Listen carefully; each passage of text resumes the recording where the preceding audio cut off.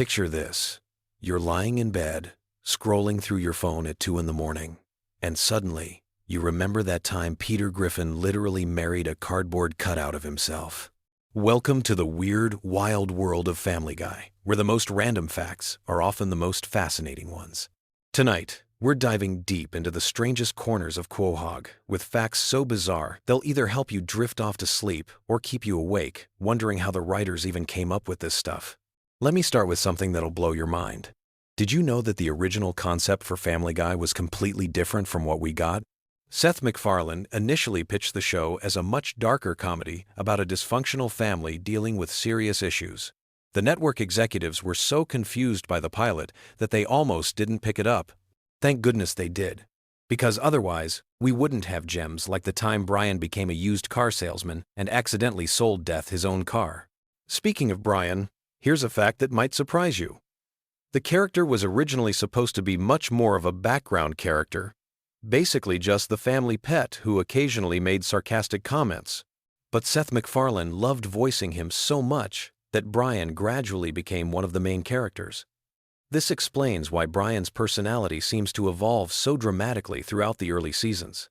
He went from being a simple talking dog to a pretentious intellectual with daddy issues and a drinking problem. Now let's talk about something truly random. The chicken fight scenes between Peter and Ernie the giant chicken weren't supposed to become a recurring gag. The first fight scene in the episode Da Boom was meant to be a one-off joke.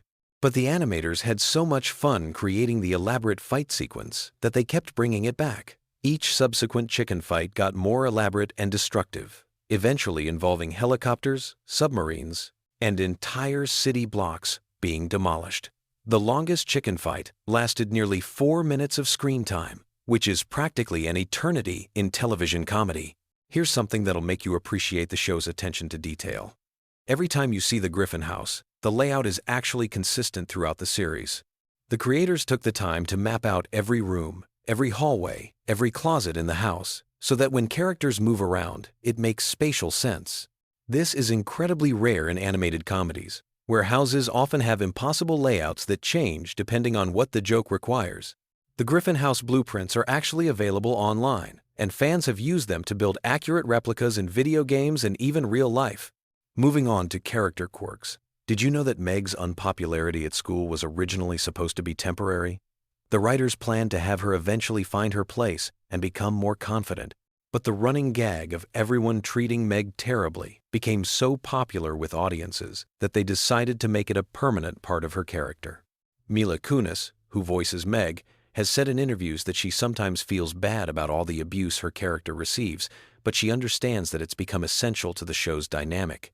Let's dive into some voice acting trivia that's perfect for late-night pondering.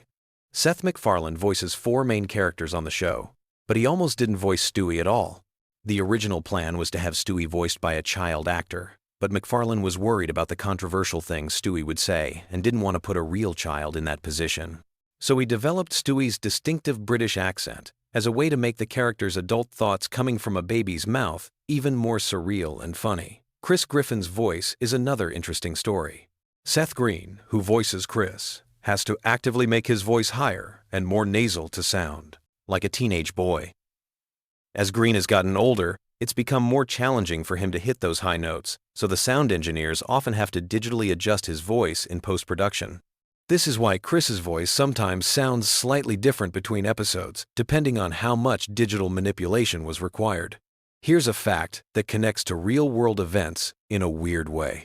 The episode where Peter starts his own political party called the Tea Party Patriots was written and animated before the actual Tea Party movement became prominent in American politics.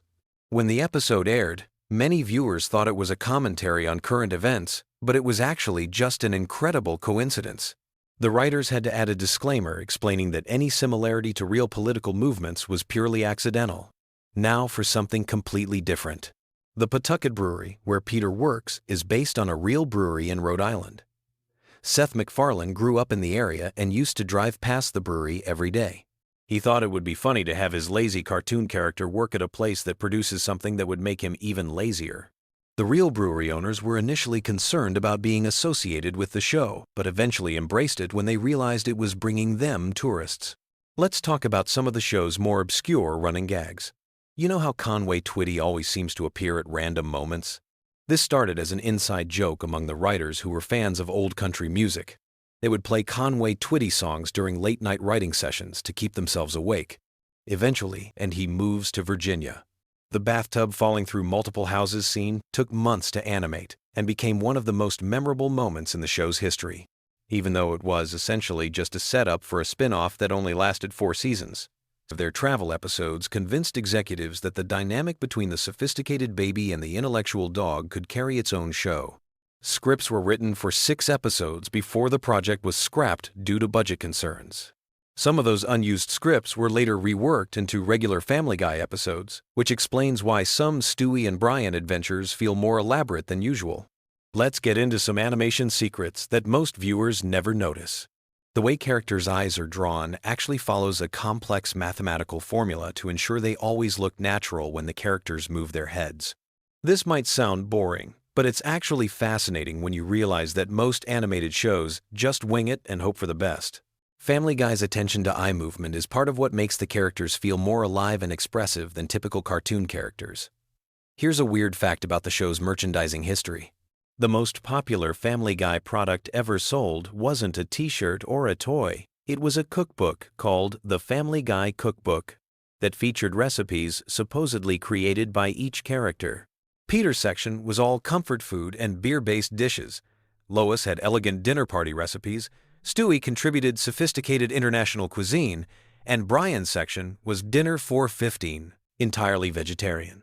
The cookbook actually received positive reviews from real food critics, which nobody expected. Now for some trivia about the show's cancellation and revival that goes beyond what most people know. When Family Guy was first canceled, Seth MacFarlane was actually relieved. He was exhausted from working on the show and wanted to pursue other projects.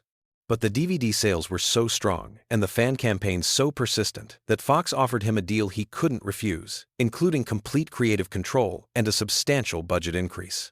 This is why the post-cancellation episodes often feel more ambitious and experimental than the early ones. The show's relationship with censors has always been complicated. But here's something most people don't realize. Family Guy actually has one of the most cooperative relationships with network censors of any adult animated show. Seth MacFarlane learned early on that if you give censors multiple options and let them feel like they're part of the creative process, they'll often let you get away with more controversial content. The writers deliberately write jokes they know will get cut, just so they can negotiate to keep the jokes they really want. Let's talk about some character backstories that were developed but never made it into episodes. Quagmire was originally supposed to have a twin brother who was everything he wasn't, completely respectful and monogamous. This character was going to be introduced as a way to explore Quagmire's personality through contrast, but the writers decided it would be funnier to keep him as an irredeemable character without any redemptive family members to soften his edges. Joe Swanson's backstory is much more detailed than what we see on screen. The writers created an entire timeline of his police career before his accident, including the names of his partners, his most famous cases, and even his police academy graduation rank. None of this has ever been mentioned in the show, but it helps the writers keep his character consistent and gives them material to draw from when they need Joe to demonstrate police knowledge or skills. Here's something about the show's music that might surprise you. Every musical number in Family Guy is performed live by the voice actors, even when their characters are supposed to be bad singers. Seth MacFarlane, who has released several jazz albums, insisted on this approach because he believes it makes the musical moments feel more authentic. This means that when Peter sings off-key, Seth MacFarlane is actually deliberately singing badly, which is apparently much harder than just singing well. The relationship between Family Guy and The Simpsons goes deeper than their famous crossover episode. The two shows' writing staffs have been trading jokes and references for years in a friendly rivalry that most viewers never notice. If you watch carefully, you'll spot subtle Simpsons references in Family Guy episodes and vice versa. This tradition started when several Family Guy writers were hired away from The Simpsons, and they maintained friendships with their former colleagues. Now, here's a production fact that explains a lot about the show's pacing. Family Guy episodes are actually written to be about 30 minutes long, but they're edited down to fit the 22-minute television format. This means there are about 8 minutes of content cut from every episode. These deleted scenes aren't just throwaway jokes either. They often contain character development and plot details that would make the episodes feel more complete. Some of these deleted scenes have been released on DVD collections, and they often change how you interpret the episodes. The show's approach to celebrity guest stars is completely different from most animated comedies. Instead of having celebrities play themselves or obvious parodies of themselves, Family Guy often casts them as completely random characters. This creates a fun game for viewers who recognize the voices but can't immediately place where they know them from. Adam West playing the mayor was the template for this approach, and it's been incredibly successful at attracting high-profile guest stars who want to try something different. Let's explore some of the show's more philosophical elements that get overlooked because of all the random humor. The relationship between Stewie and Brian is actually a sophisticated exploration of the friendship between youth and experience.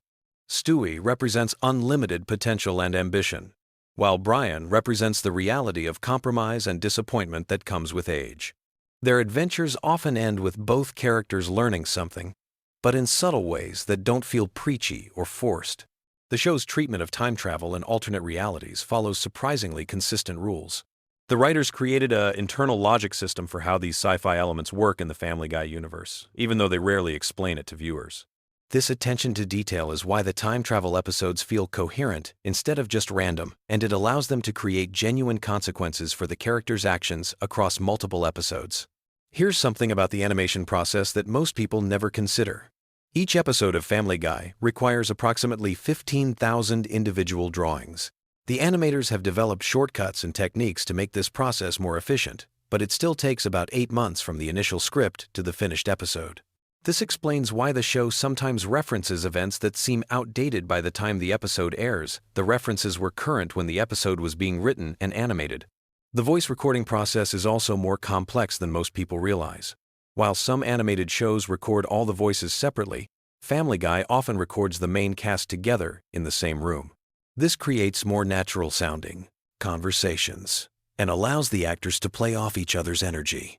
Seth MacFarlane switches between his different character voices during these sessions, which the other actors say is both impressive and slightly disturbing to witness in person. Now for some trivia about the show's impact on popular culture that goes beyond the obvious memes and catchphrases. Family Guy has been credited with popularizing the rapid-fire pop culture reference style that's now common in comedy. Before Family Guy, most TV shows would make 1 or 2 cultural references per episode.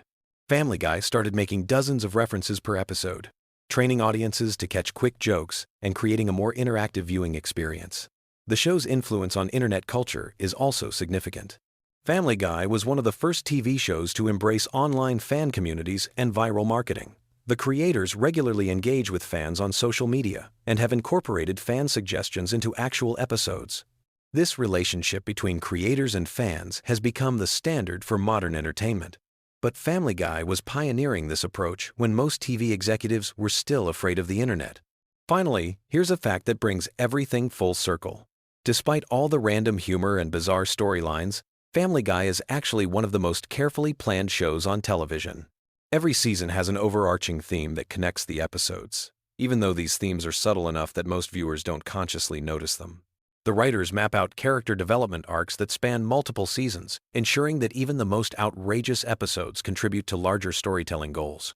As you drift off to sleep tonight, remember that somewhere in the world, there are people whose full-time job is deciding exactly how long Peter Griffin's fights with a giant chicken should last. Sweet dreams.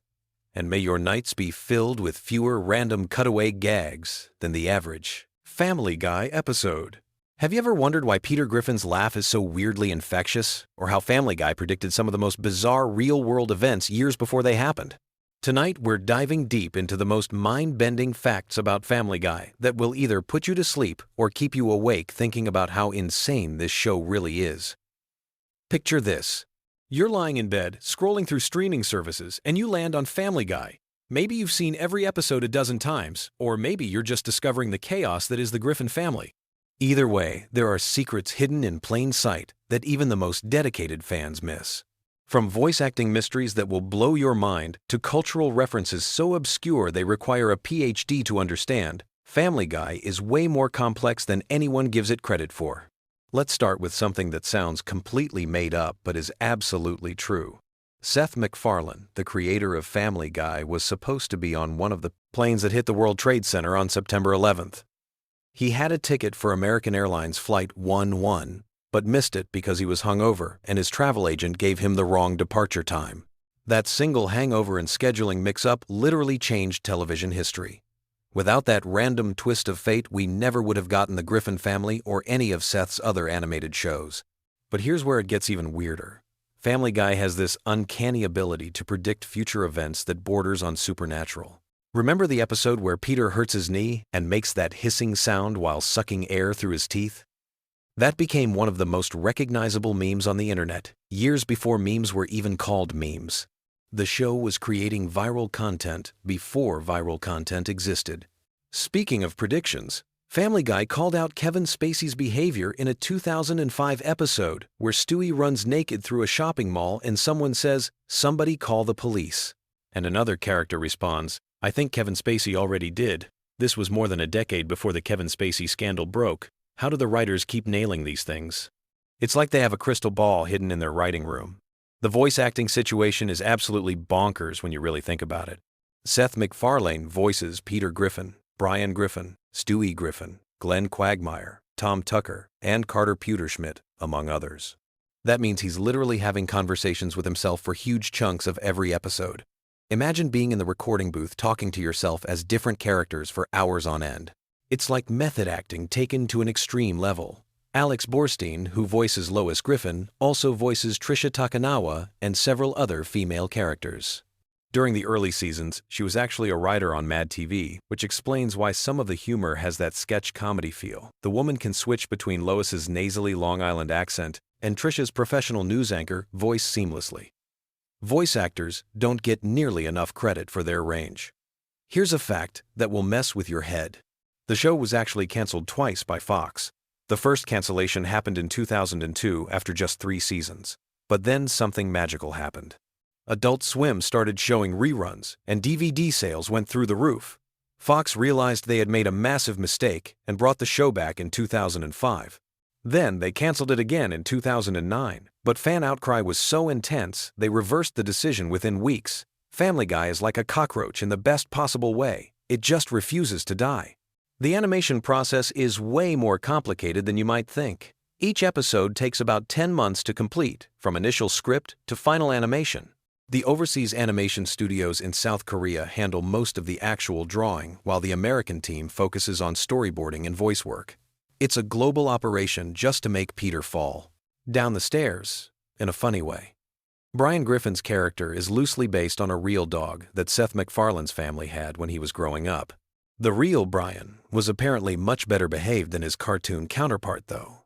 He didn't drink martinis, or write terrible novels, or have existential crises about being a dog.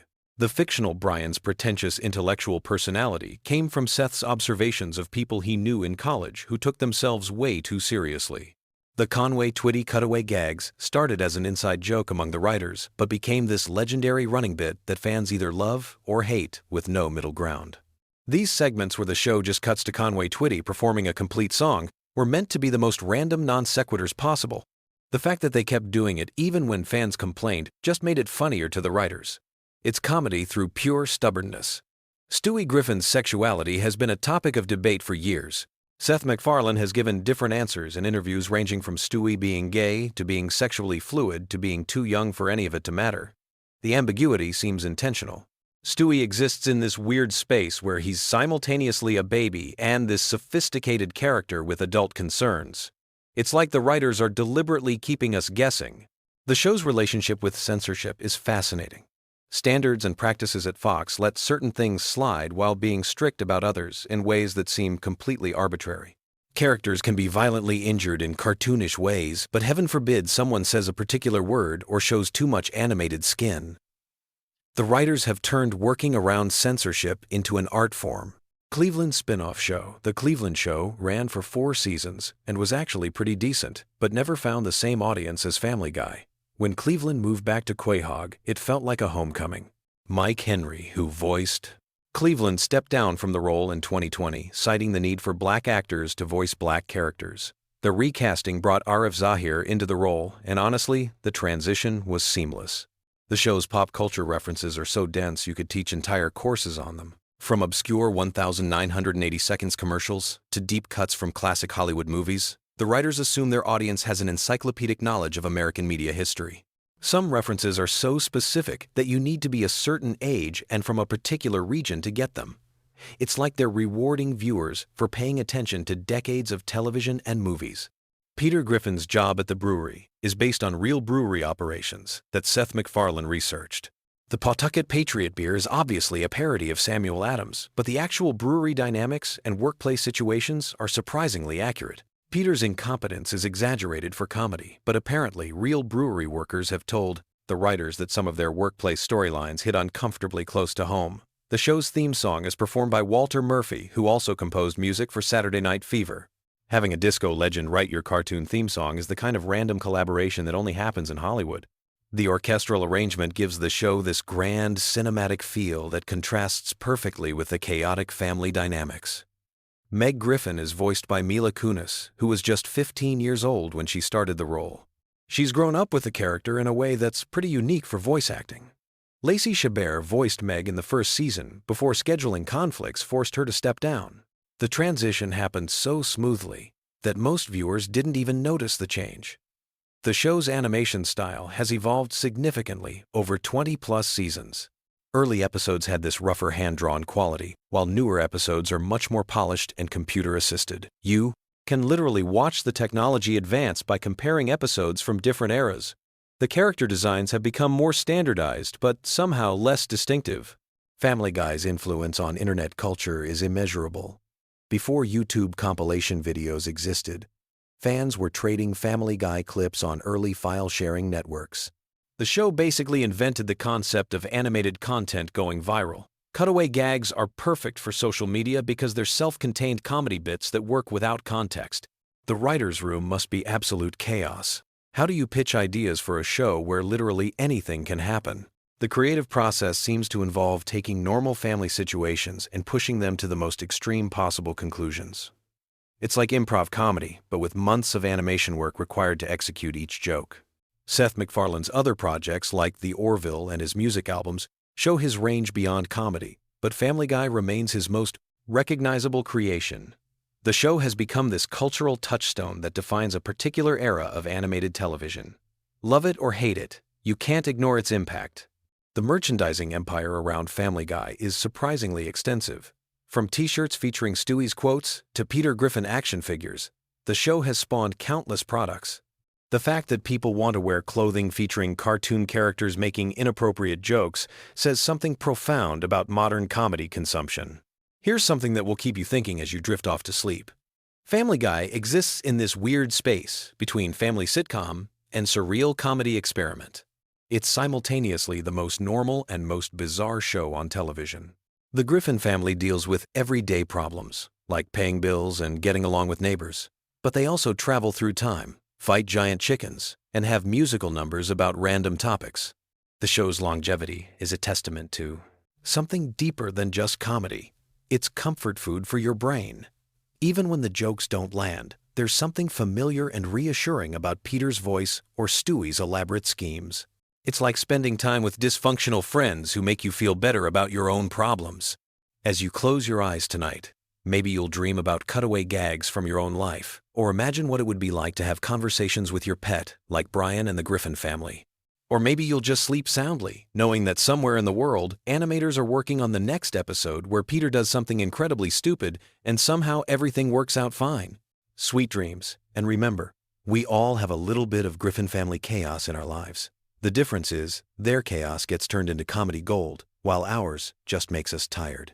At least now you know some random Family Guy facts that are just weird enough to either bore you to sleep or keep you awake. Wondering what other secrets are hidden in your favorite animated shows? Think you know everything about your favorite fictional families? Tonight, I'm about to shatter everything you thought you knew about the characters we grew up watching. What if I told you that beneath the laughs and heartwarming moments, these beloved family shows have been hiding some seriously dark psychological truths? Get ready, because we're diving deep into the twisted minds of television's most iconic families, and trust me, you'll never look at them the same way again. Welcome back to another mind-bending exploration, where we peel back the layers of pop culture to reveal the uncomfortable realities lurking beneath the surface. I'm your host, and today we're embarking on a journey that will fundamentally change how you view family dynamics on screen. We're not just talking about quirky character traits or funny running gags here. We're exposing genuine psychological disorders, toxic behaviors, and dysfunctional patterns that would make any therapist's notebook overflow with red flags.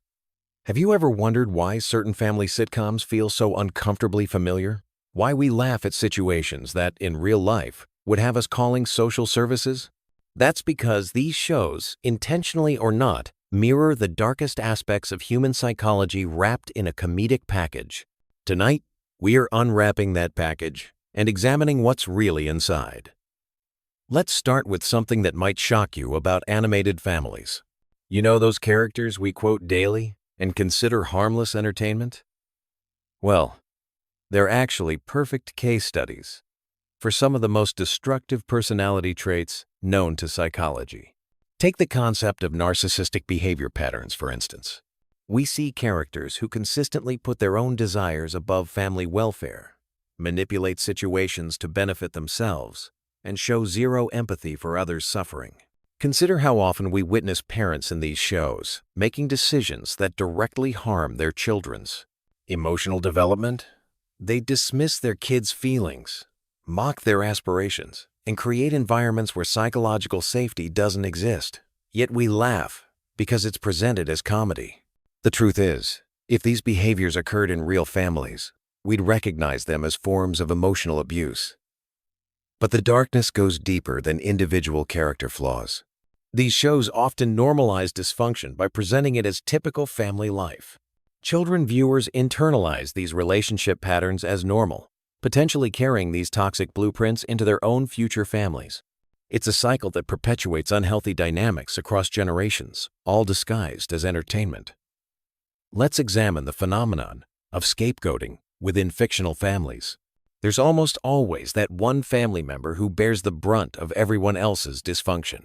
They become the emotional dumping ground, the target of ridicule, and the convenient explanation for all family problems. This character serves as the family's pressure valve, allowing other members to avoid confronting their own issues by projecting everything onto this unfortunate soul. What's particularly disturbing is how these scapegoated characters are often portrayed as deserving their treatment. The show's narrative subtly suggests that their suffering is justified, teaching audiences that certain people are acceptable targets for cruelty. This psychological manipulation is incredibly sophisticated and deeply harmful, especially when absorbed by impressionable viewers. Moving on to another dark pattern, we see frequent examples of emotional manipulation disguised as parental love. Characters use guilt, shame, and conditional affection to control family members' behavior. They withdraw love as punishment and offer it as reward, creating anxious attachment patterns that would haunt real children for life. The scary part is how these manipulation tactics are often presented as caring parental behavior. Financial dynamics in these fictional families also reveal disturbing truths about power and control. Money becomes a weapon used to maintain dominance hierarchies within the family unit. Characters leverage financial dependency to strip away others' autonomy, creating situations where family members must choose between self-respect and survival. This economic abuse rarely gets labeled as such within the show's context, but it's a form of domestic violence nonetheless. Then there's the normalization of substance abuse as a coping mechanism for family stress. Characters regularly turn to alcohol or other substances to deal with their dysfunctional relationships, and this behavior is consistently portrayed as acceptable or even admirable. The message sent is that chemical numbing is preferable to addressing underlying problems, a philosophy that has destroyed countless real families. The violence, both physical and emotional, that permeates these shows is staggering when you really analyze it. Characters assault each other, destroy property in fits of rage, and engage in psychological warfare that would traumatize actual family members. Yet because it's animated or comedic, We're conditioned to view this violence as harmless fun rather than recognizing it as abusive behavior that mirrors real-world domestic violence patterns. What about the complete absence of healthy conflict resolution in these families? Disagreements escalate to explosive confrontations. Problems get swept under the rug rather than addressed, and family members hold grudges that span entire seasons. There's never any genuine communication, compromise, or emotional growth. Instead, conflicts either explode into chaos or get ignored until they fester into something worse. The gender dynamics in these shows often perpetuate harmful stereotypes that reinforce toxic relationship patterns. Male characters are frequently portrayed as bumbling, emotionally unavailable, and incapable of basic actions. Adulting skills. Female characters often become long-suffering martyrs who enable bad behavior while sacrificing their own needs. These portrayals normalize codependency and emotional labor imbalances that plague real relationships. Let's talk about the children in these fictional families, because their treatment is perhaps the most disturbing aspect of all.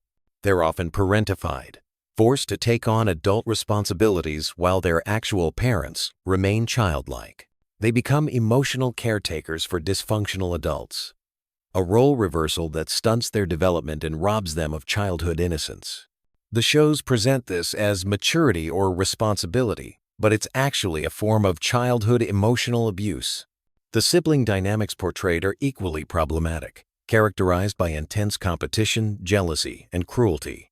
Siblings are pitted against each other for parental attention and approval, creating lifelong rivalries rather than supportive bonds. The message conveyed is that family members are competitors rather than allies, fostering an environment where trust and cooperation become impossible. Privacy and personal boundaries are consistently violated in these fictional families. Characters rifle through each other's belongings, eavesdrop on private conversations, and invade personal space without consequence. This normalized boundary violation teaches viewers that family members don't deserve privacy or respect, setting up expectations that healthy relationships cannot meet. The way mental health issues are handled in these shows is particularly troubling. Characters displaying clear signs of depression, anxiety, or other psychological conditions are mocked rather than supported. Their struggles become punchlines rather than opportunities for compassion and understanding. This portrayal stigmatizes mental health challenges and discourages seeking help. Perhaps most disturbing is how these shows handle consequences for toxic behavior. Characters rarely face meaningful repercussions for their harmful actions. They might receive temporary comeuppance, but by the next episode, they're back to their destructive patterns without any real change or growth. This lack of consequences suggests that toxic behavior is acceptable as long as you're family.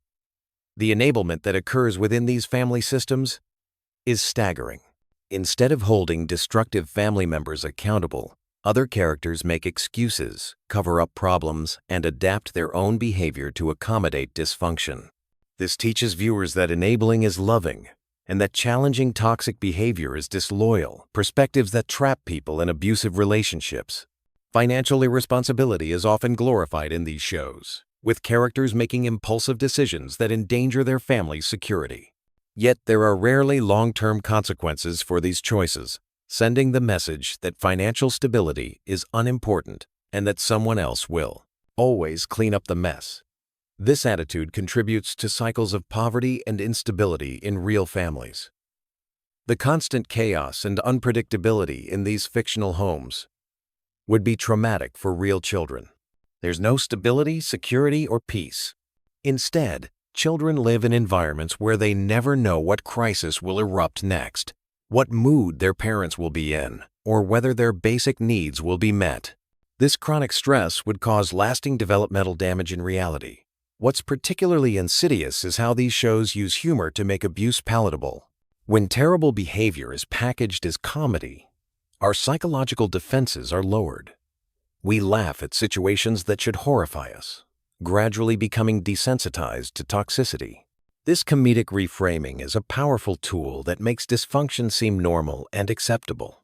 The isolation these fictional families experience from healthy outside relationships is another red flag. They rarely maintain friendships or connections with functional people who might challenge their toxic patterns. This isolation prevents reality testing and allows dysfunction to flourish unchecked, much like how abusive relationships cut victims off from support systems. The power dynamics within these families are often rigidly hierarchical and authoritarian rather than collaborative and democratic. Decisions are made by whoever has the most power, regardless of how those decisions affect other family members. This teaches children that relationships are about dominance and submission, rather than mutual respect and partnership. Educational neglect is rampant in these fictional families, with parents showing little interest in their children's learning or development. Academic achievement is either ignored or mocked, extracurricular activities are dismissed as unimportant, and intellectual curiosity is discouraged. This attitude toward education perpetuates cycles of underachievement and limits children's future opportunities. The way these shows handle emotions is deeply problematic. Genuine feelings are ridiculed, emotional expression is punished, and vulnerability is treated as weakness. Family members learn to suppress their authentic selves to survive, creating fake personas while their true needs go unmet. This emotional suppression leads to profound psychological damage over time. Perhaps most tragically, these fictional families never model what healthy relationships actually look like. Viewers, especially children, don't see examples of mutual respect, effective communication, genuine affection, or supportive problem-solving. Without these positive models, they lack blueprints for creating healthier relationships in their own lives.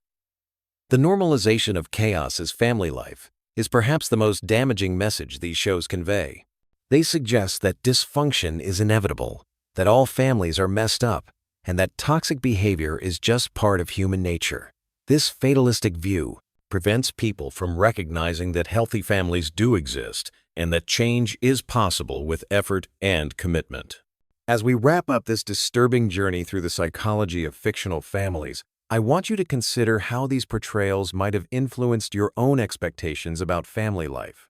Have you normalized behaviors in your own relationships that you wouldn't accept from strangers?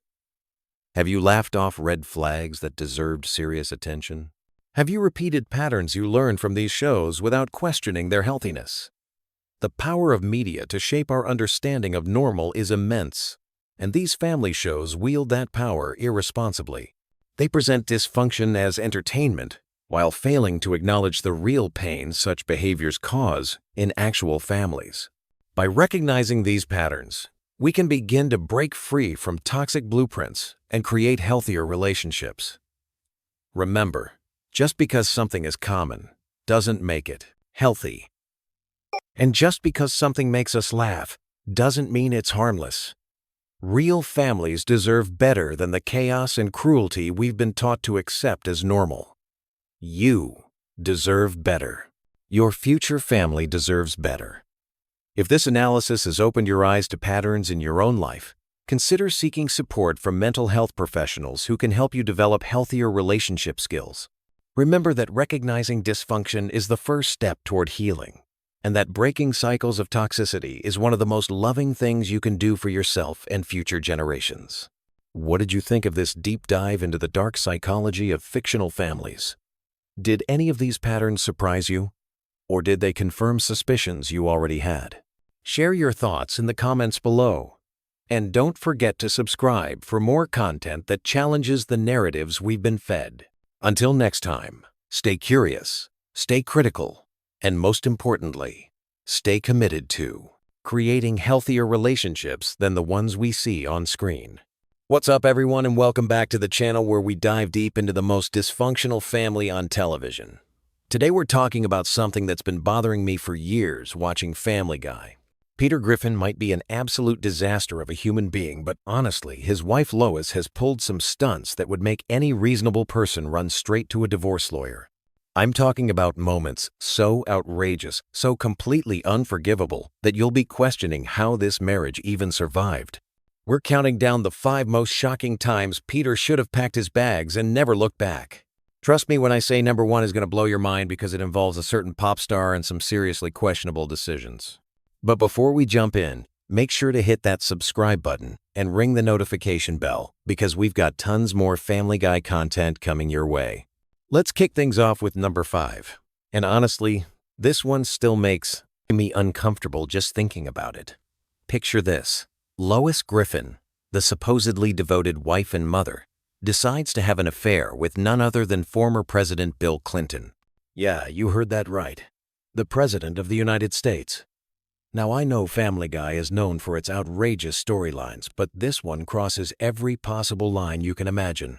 The whole mess starts when Clinton rolls into Quahog for what's supposed to be an innocent beauty contest judging gig. His presidential limo conveniently breaks down right in front of the Griffin house, and suddenly Peter finds himself starstruck by his new famous friend. At first, it seems harmless enough, just two guys hanging out causing minor mischief around town. But then Lois discovers Peter looking absolutely terrible the next morning, and she is not having it, especially when she finds out he brought home a random pig from their adventures. Now, here's where any normal person would just have a conversation with their spouse about boundaries and responsibility. But Lois Griffin is not normal people. Instead of talking to Peter directly, she marches herself over to Clinton's hotel room to give the former president a piece of her mind about corrupting her husband. Big mistake. And I mean astronomically huge mistake. Because the next thing you know, she's completely fallen for Clinton's legendary charm. The situation goes from bad to absolutely catastrophic when Peter walks in to find his wife in bed with the president. Can you even imagine that moment? The betrayal, the shock, the complete destruction of everything you thought you knew about your marriage. Peter literally catches them in the act, and Lois has the audacity to come crawling back, begging for forgiveness like this is just some minor marital hiccup. But here's the part that really gets me. Instead of demanding answers or showing any kind of backbone, Peter just accepts her pathetic excuse and even agrees to her twisted proposal that he can sleep with anyone he wants to get even. The whole situation is so messed up that even when Peter chooses to get revenge with Lois's own mother, the moral compass of this family is just completely broken. What makes this even worse is that this isn't just about physical betrayal, it's about the complete lack of respect Lois shows for her marriage and family. She throws away decades of marriage for a quick fling with a politician and somehow expects everything to just go back to normal. Any self-respecting person would have walked away right then and there, but not Peter Griffin. Moving on to number 4, and this one might actually be worse, because it involves someone who should be completely off limits. Meg's teenage boyfriend, Anthony.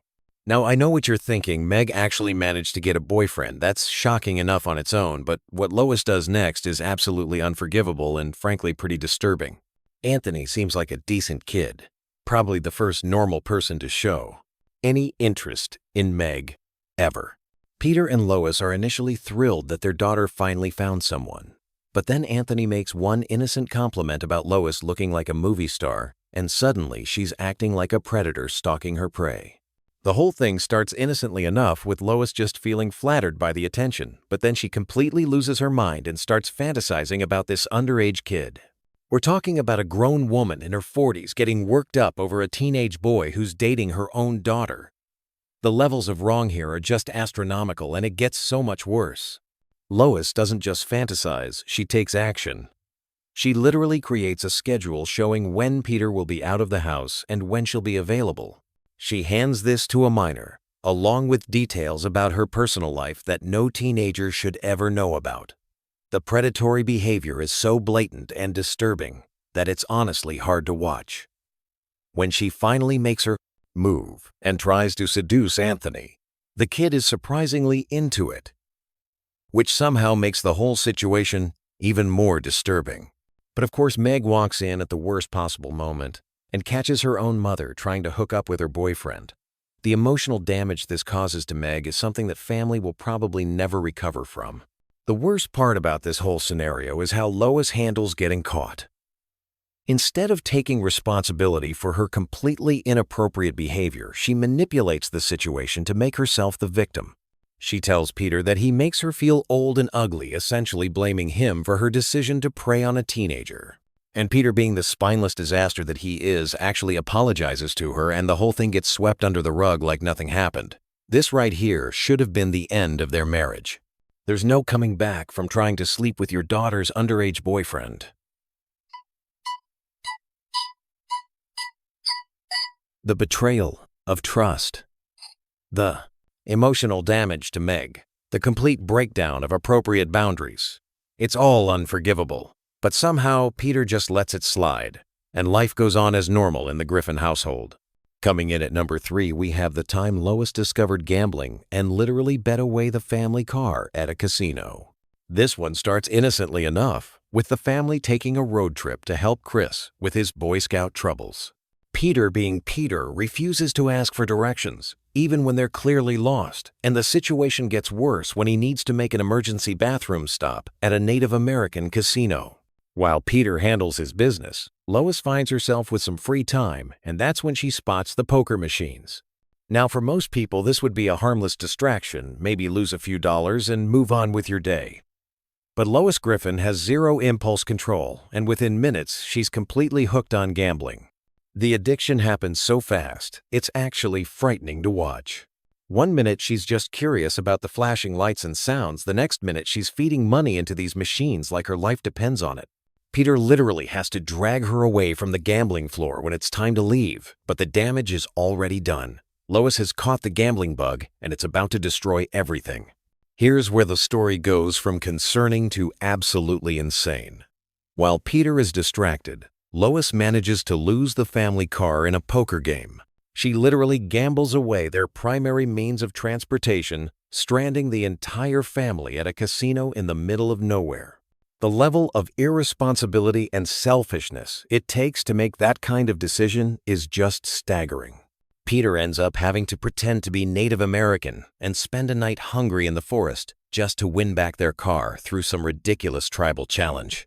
The fact that he actually pulls this off is a miracle, but that doesn't excuse what Lois did. She put her entire family at risk because she couldn't control herself around some flashing lights and the sound of coins dropping. The gambling addiction reveals something really dark about Lois's character. She's willing to sacrifice her family's security and well-being for the temporary thrill of potentially winning money. This isn't just a momentary lapse in judgment. It's a fundamental character flaw that shows she can't be trusted with important decisions. Any reasonable person would have serious doubts about continuing a marriage with someone who would gamble away the family car on a whim. What makes this even more frustrating is that there are no real consequences for Lois's actions. Peter saves the day, gets the car back, and they all go home like nothing happened. There's no discussion about gambling addiction, no acknowledgement of how her behavior could have left them stranded, no recognition that this kind of impulse control problem might be a serious issue in their marriage. Now we're getting to the really disturbing stuff, with number 2, where Lois reads one book about minimalism and completely loses her mind in the most destructive way possible. This episode perfectly captures how Lois tends to take any new idea and push it to absolutely insane extremes without any regard for how it affects her family. The whole disaster starts when Lois discovers a book about decluttering and minimalism. The basic concept is pretty reasonable: getting rid of unnecessary stuff to focus on what truly brings you joy. Most people would maybe clean out a closet or donate some old clothes, but not Lois Griffin. She decides that minimalism means literally throwing away everything and everyone in her life that doesn't spark immediate happiness. The author of this minimalism book claims to have learned these revolutionary insights by meditating on a bridge in Asia, which should have been a red flag that this isn't exactly scientific advice. But Lois is so desperate to find meaning in her life that she latches onto this philosophy like it's going to solve all her problems. What starts as organizing and decluttering quickly escalates to Lois throwing away family belongings without permission.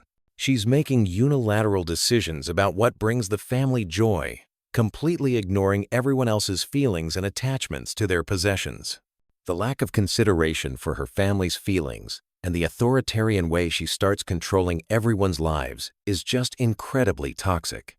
But then Lois takes it to the ultimate extreme and decides that her own family doesn't bring her enough joy, so she kicks them out of the house. Peter, Chris, Meg, Brian, and Stewie all end up living in a storage unit while Lois enjoys her empty minimalist paradise. Can you imagine throwing your own children out of their home because a self-help book told you to focus on joy? This is abandonment of the highest order. The situation gets even more surreal when Lois decides that she herself is clutter. and needs to be thrown away. She literally abandons her family completely, leaving behind only a vague note before disappearing entirely. Her husband and children have no idea where she is, or if she's even alive. This level of selfish behavior goes way beyond any normal marital problems. It takes Lois falling into an actual garbage barge and nearly drowning in trash for her to realize that maybe throwing away your entire family wasn't the brilliant idea she thought it was. She comes back home babbling about how garbage is wonderful and everything is garbage, which doesn't exactly inspire confidence that she's learned anything meaningful from this experience. The fact that Peter just welcomes her back after she abandoned the entire family shows an incredible lack of self-respect. Lois literally threw away her marriage and her children because a book told her to focus on joy, and somehow that's just something they all moved past, like it was a minor disagreement about dinner plans. Finally, we reach number 1, and this is the most disturbing example of all. Lois has a midlife crisis meltdown and ends up trying to seduce Justin Bieber, who at the time was clearly underage. This isn't just inappropriate behavior, this is straight-up predatory and potentially criminal activity. The whole nightmare begins when Lois is feeling down about getting older, and Peter makes everything worse by reading her a birthday poem that basically lists all the ways she's aged and become less attractive. Now, granted, Peter's poem is incredibly insensitive and hurtful, but that doesn't justify what Lois does next. Instead of having an adult conversation about feeling unappreciated, or seeking therapy, or literally any other healthy coping mechanism, Lois decides to have a complete psychological breakdown. She starts dressing like a teenager and acting like she's in high school again, which is already embarrassing enough for a middle-aged mother. But then, things take a turn into seriously illegal territory when Justin Bieber comes to town, and Lois becomes obsessed with meeting him. She shows up at his concert acting like a screaming teenage fan, which is cringe-worthy enough when you're watching a grown woman embarrass herself on live television while her family watches in horror. The situation reaches peak disturbing when Lois actually tracks down Bieber's dressing room and tries to seduce him. She bribes a security guard, gets into his private area, and starts making advances on someone who is clearly a minor. The power dynamic here is incredibly disturbing, an adult woman using her age and experience to manipulate a teenage celebrity. When she tells this underage kid to take his pants off, that's when this crosses the line from inappropriate into potentially criminal behavior. This isn't just a midlife crisis. This is predatory behavior that would absolutely result in criminal charges if this happened in real life. The fact that Peter shows up just in time to stop anything from happening doesn't excuse what Lois was attempting to do. What makes this even more infuriating is how the episode handles the aftermath. Peter and Lois have a heart-to-heart conversation where they both admit to having insecurities, and suddenly everything is forgiven. There's no acknowledgement that Lois literally tried to commit a felony or that her behavior was completely unacceptable under any circumstances. This pattern of behavior throughout all these episodes shows that Lois Griffin is fundamentally selfish, manipulative, and completely unable to take responsibility for her actions. Whether she's cheating with presidents, gambling away family property, abandoning her children, or attempting to seduce minors, she always finds a way to make herself the victim and avoid any real consequences. Peter Griffin might be an idiot, but he deserves better than a wife who consistently betrays their marriage vows, endangers their family, and commits potentially criminal acts whenever she feels a little bit unhappy with her life. Any of these incidents individually would be grounds for divorce, but all of them together paint a picture of someone who is completely unfit to be a wife and mother. The most frustrating part is that Family Guy treats all of this like it's just harmless comedy, when in reality, these behaviors would destroy any real family. Lois Griffin represents the worst possible partner, someone who takes no responsibility, lies, manipulates, and puts her own selfish desires above the safety and well-being of her family. So there you have it, folks. 5 times when Peter Griffin should have absolutely divorced Lois and never looked back. From presidential affairs to attempted felonies, this woman has done things that would end any normal marriage immediately. Let me know in the comments which one of these shocked you the most, and whether you think there are any other Lois moments that deserve to be on this list. Don't forget to smash that like button if you enjoyed this deep dive into the Griffin family dysfunction, and subscribe for more Family Guy content. We've got tons more episodes to break down, and trust me, there's no shortage of material when it comes to this completely insane cartoon family. Thanks for watching, and I'll see you in the next one. Picture this. You're lying in bed, scrolling through your phone at 2 a.m., desperately trying to fall asleep, but your brain just won't shut off. You need something familiar, something comforting, something that won't keep you wide awake analyzing plot twists. Enter Family Guy, the animated sitcom that's somehow become the internet's unofficial lullaby. Tonight, we're diving into the most relaxing Family Guy facts that'll have you drifting off to dreamland faster than Peter Griffin running from a giant chicken. But first, let me ask you something. Have you ever wondered why millions of people choose Family Guy as their go-to sleep show? It's not just you. There's actually a whole community of people who can't sleep without hearing the familiar voices of the Griffin family playing softly in the background. And trust me, by the end of this video, you'll understand exactly why this chaotic animated family has become the world's most unlikely sleep aid. Let's start with something that might surprise you. Family Guy wasn't supposed to be a bedtime show at all. When Seth MacFarlane first pitched the series back in the late 1992, he envisioned it as appointment television, something families would gather around to watch together on Sunday nights. The irony is beautiful when you think about it. A show designed to grab your attention and keep you glued to the screen has somehow evolved into the perfect background noise for drifting off to sleep. The science behind this phenomenon is actually fascinating. Sleep experts call it the familiar stimulation effect. Your brain craves just enough stimulation to distract it from the day's worries, but not so much that it becomes fully engaged. Family Guy hits this sweet spot perfectly. The episodes follow predictable patterns that your subconscious mind finds comforting, while the humor provides just enough entertainment to quiet those racing thoughts that keep you awake. Here's something that'll blow your mind. The average Family Guy episode contains approximately 847 individual animation cells. That's nearly 850 hand-drawn images flowing together to create just 22 minutes of content. When you're lying there with your eyes closed, your brain isn't processing these visuals, but it's still registering the consistent rhythm of the animation. This creates a subtle, almost hypnotic effect that naturally slows your heart rate and prepares your body for sleep. Speaking of rhythm, let's talk about those famous cutaway gags. You know, those seemingly random flashbacks that interrupt the main story. Remember that time when has become one of the most recognizable phrases in television history. But here's what makes them perfect for sleep. They're completely self-contained. You don't need to follow a complex storyline or remember plot details from previous episodes. Each cutaway is like a tiny, standalone story that your drowsy brain can process without effort. The voice actors themselves have become part of WWWWW, this sleep ritual for millions of viewers. Seth MacFarlane voices not just Peter Griffin, but also Brian the dog, Stewie the baby, and Glenn Quagmire. His vocal range is so distinctive that your brain immediately recognizes these characters even when you're half asleep. It's like having a familiar friend telling you bedtime stories, except these friends happen to be a talking dog with a martini problem and a baby bent on world domination. Here's a delightful fact that'll make you smile as you drift off. The character of Brian Griffin was originally going to be much more dog-like in the early concept stages. MacFarlane wanted him to occasionally chase cars and bark at mailmen. But as the character developed, Brian evolved into the most human-like member of the family, often serving as the voice of reason among all the chaos. This evolution created the perfect sleep companion, a character whose calm, measured voice could anchor you when the show got too zany.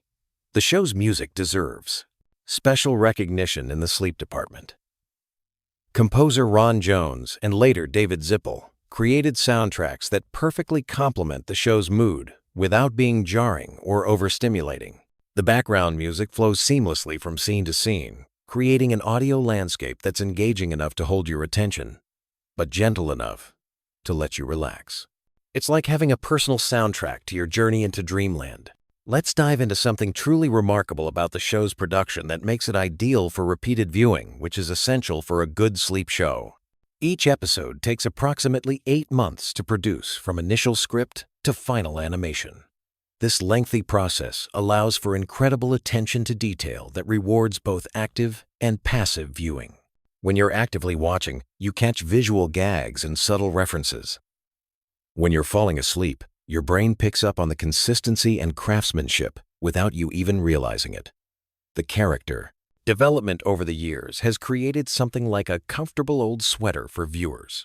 Peter Griffin's predictable unpredictability, Lois's patient exasperation, Chris's awkward teenage energy, Meg's perpetual search for acceptance, Stewie's sophisticated vocabulary wrapped in a baby's body, and Brian's intellectual pretensions all combine to create a family dynamic that feels familiar, even when the situations are completely absurd.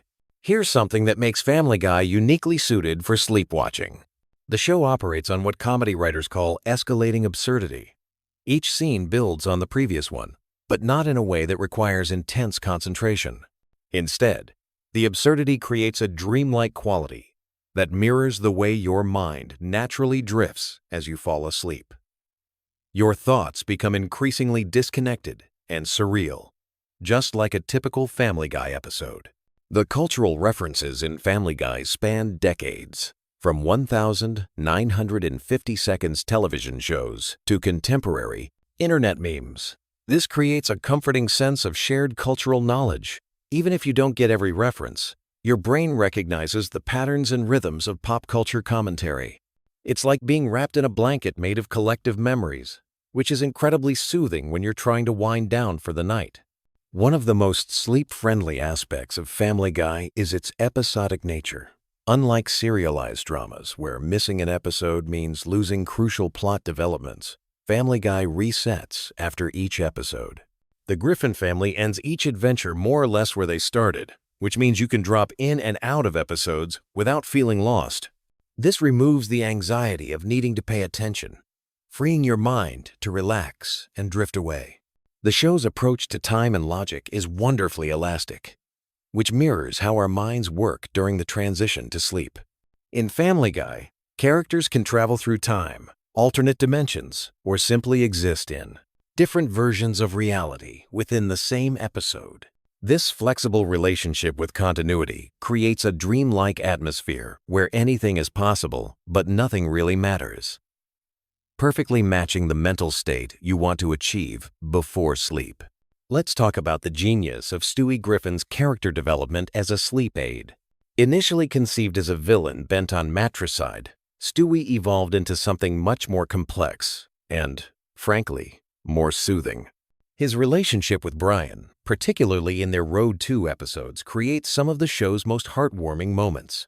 These episodes often feature extended conversations between the baby and the dog as they navigate various adventures together. The steady dialogue and genuine friendship between these characters provides the perfect auditory backdrop for falling asleep. The animation style itself contributes to the show's sleep-inducing qualities. The character designs are simple and clean, with bold colors and clear lines that don't strain the eyes during those moments when you're peeking at the screen. The movements are fluid but not hyperkinetic, creating a visual rhythm that's more lulling than stimulating. Even the explosions and action sequences maintain a cartoon quality that feels safe and non-threatening. Here's a fascinating production detail that affects how the show functions as a sleep aid. The dialogue is recorded first. Then the animation is created to match the voice performances. This process, called prelay, means that the timing and rhythm of every line delivery is precisely crafted before any visuals are created. The result is incredibly natural-sounding dialogue that flows like real conversation, making it easy for your brain to process even when you're not fully conscious. The show's handling of music and sound effects is particularly sleep-friendly. Unlike action movies or dramas that use sudden loud noises to create tension, Family Guy maintains relatively consistent audio levels throughout each episode. The sound mixing is designed for television broadcast, which means it's optimized for consistent volume levels that won't jolt you awake with unexpected loud moments. Family Guy's relationship with its own absurdity creates what psychologists call cognitive ease. When a show acknowledges its own ridiculousness, it removes the mental effort required to make sense of what you're watching. You don't need to analyze character motivations or predict plot developments because the show itself admits that logic isn't the point. This cognitive ease is incredibly valuable when you're trying to turn off your analytical mind and prepare for sleep. The recurring characters and settings in Family Guy create a sense of home that's perfect for bedtime viewing. The Griffin house, the Drunken Clam Bar, Quahog's various locations, NS. These places become as familiar as your own neighborhood. This familiarity triggers a psychological response, similar to being in Arn, your childhood bedroom, creating feelings of safety and comfort that naturally promote sleep. One of the most overlooked aspects of Family Guy's sleepworthiness is its emotional consistency. While the situations are wildly unpredictable, the emotional core of the show remains stable. Peter loves his family despite being selfish and immature. Lois tries to hold everything together while maintaining her own identity. The kids navigate growing up with parents who are essentially overgrown children themselves. These emotional truths provide an anchor of stability beneath all the chaos. The show's use of cultural nostalgia taps into what researchers call nostalgic reverie, a mental state that naturally promotes relaxation and positive feelings. Whether it's referencing classic movies, old television shows, or bygone eras, Family Guy constantly evokes the warm feelings associated with remembering better times. This nostalgic quality makes the show feel like comfort food for your brain. Here's something remarkable about the show's longevity that contributes to its effectiveness as a sleep aid. With over 400 episodes spanning more than 2 decades, Family Guy offers an enormous library of content that you can cycle through without repetition becoming boring. The sheer volume of episodes means you can watch for months without seeing the same episode twice, but the consistent formula means every episode feels familiar enough to be comforting. The character of Glenn Quagmire, despite his often problematic behavior, serves an important function in the show's sleep ecosystem.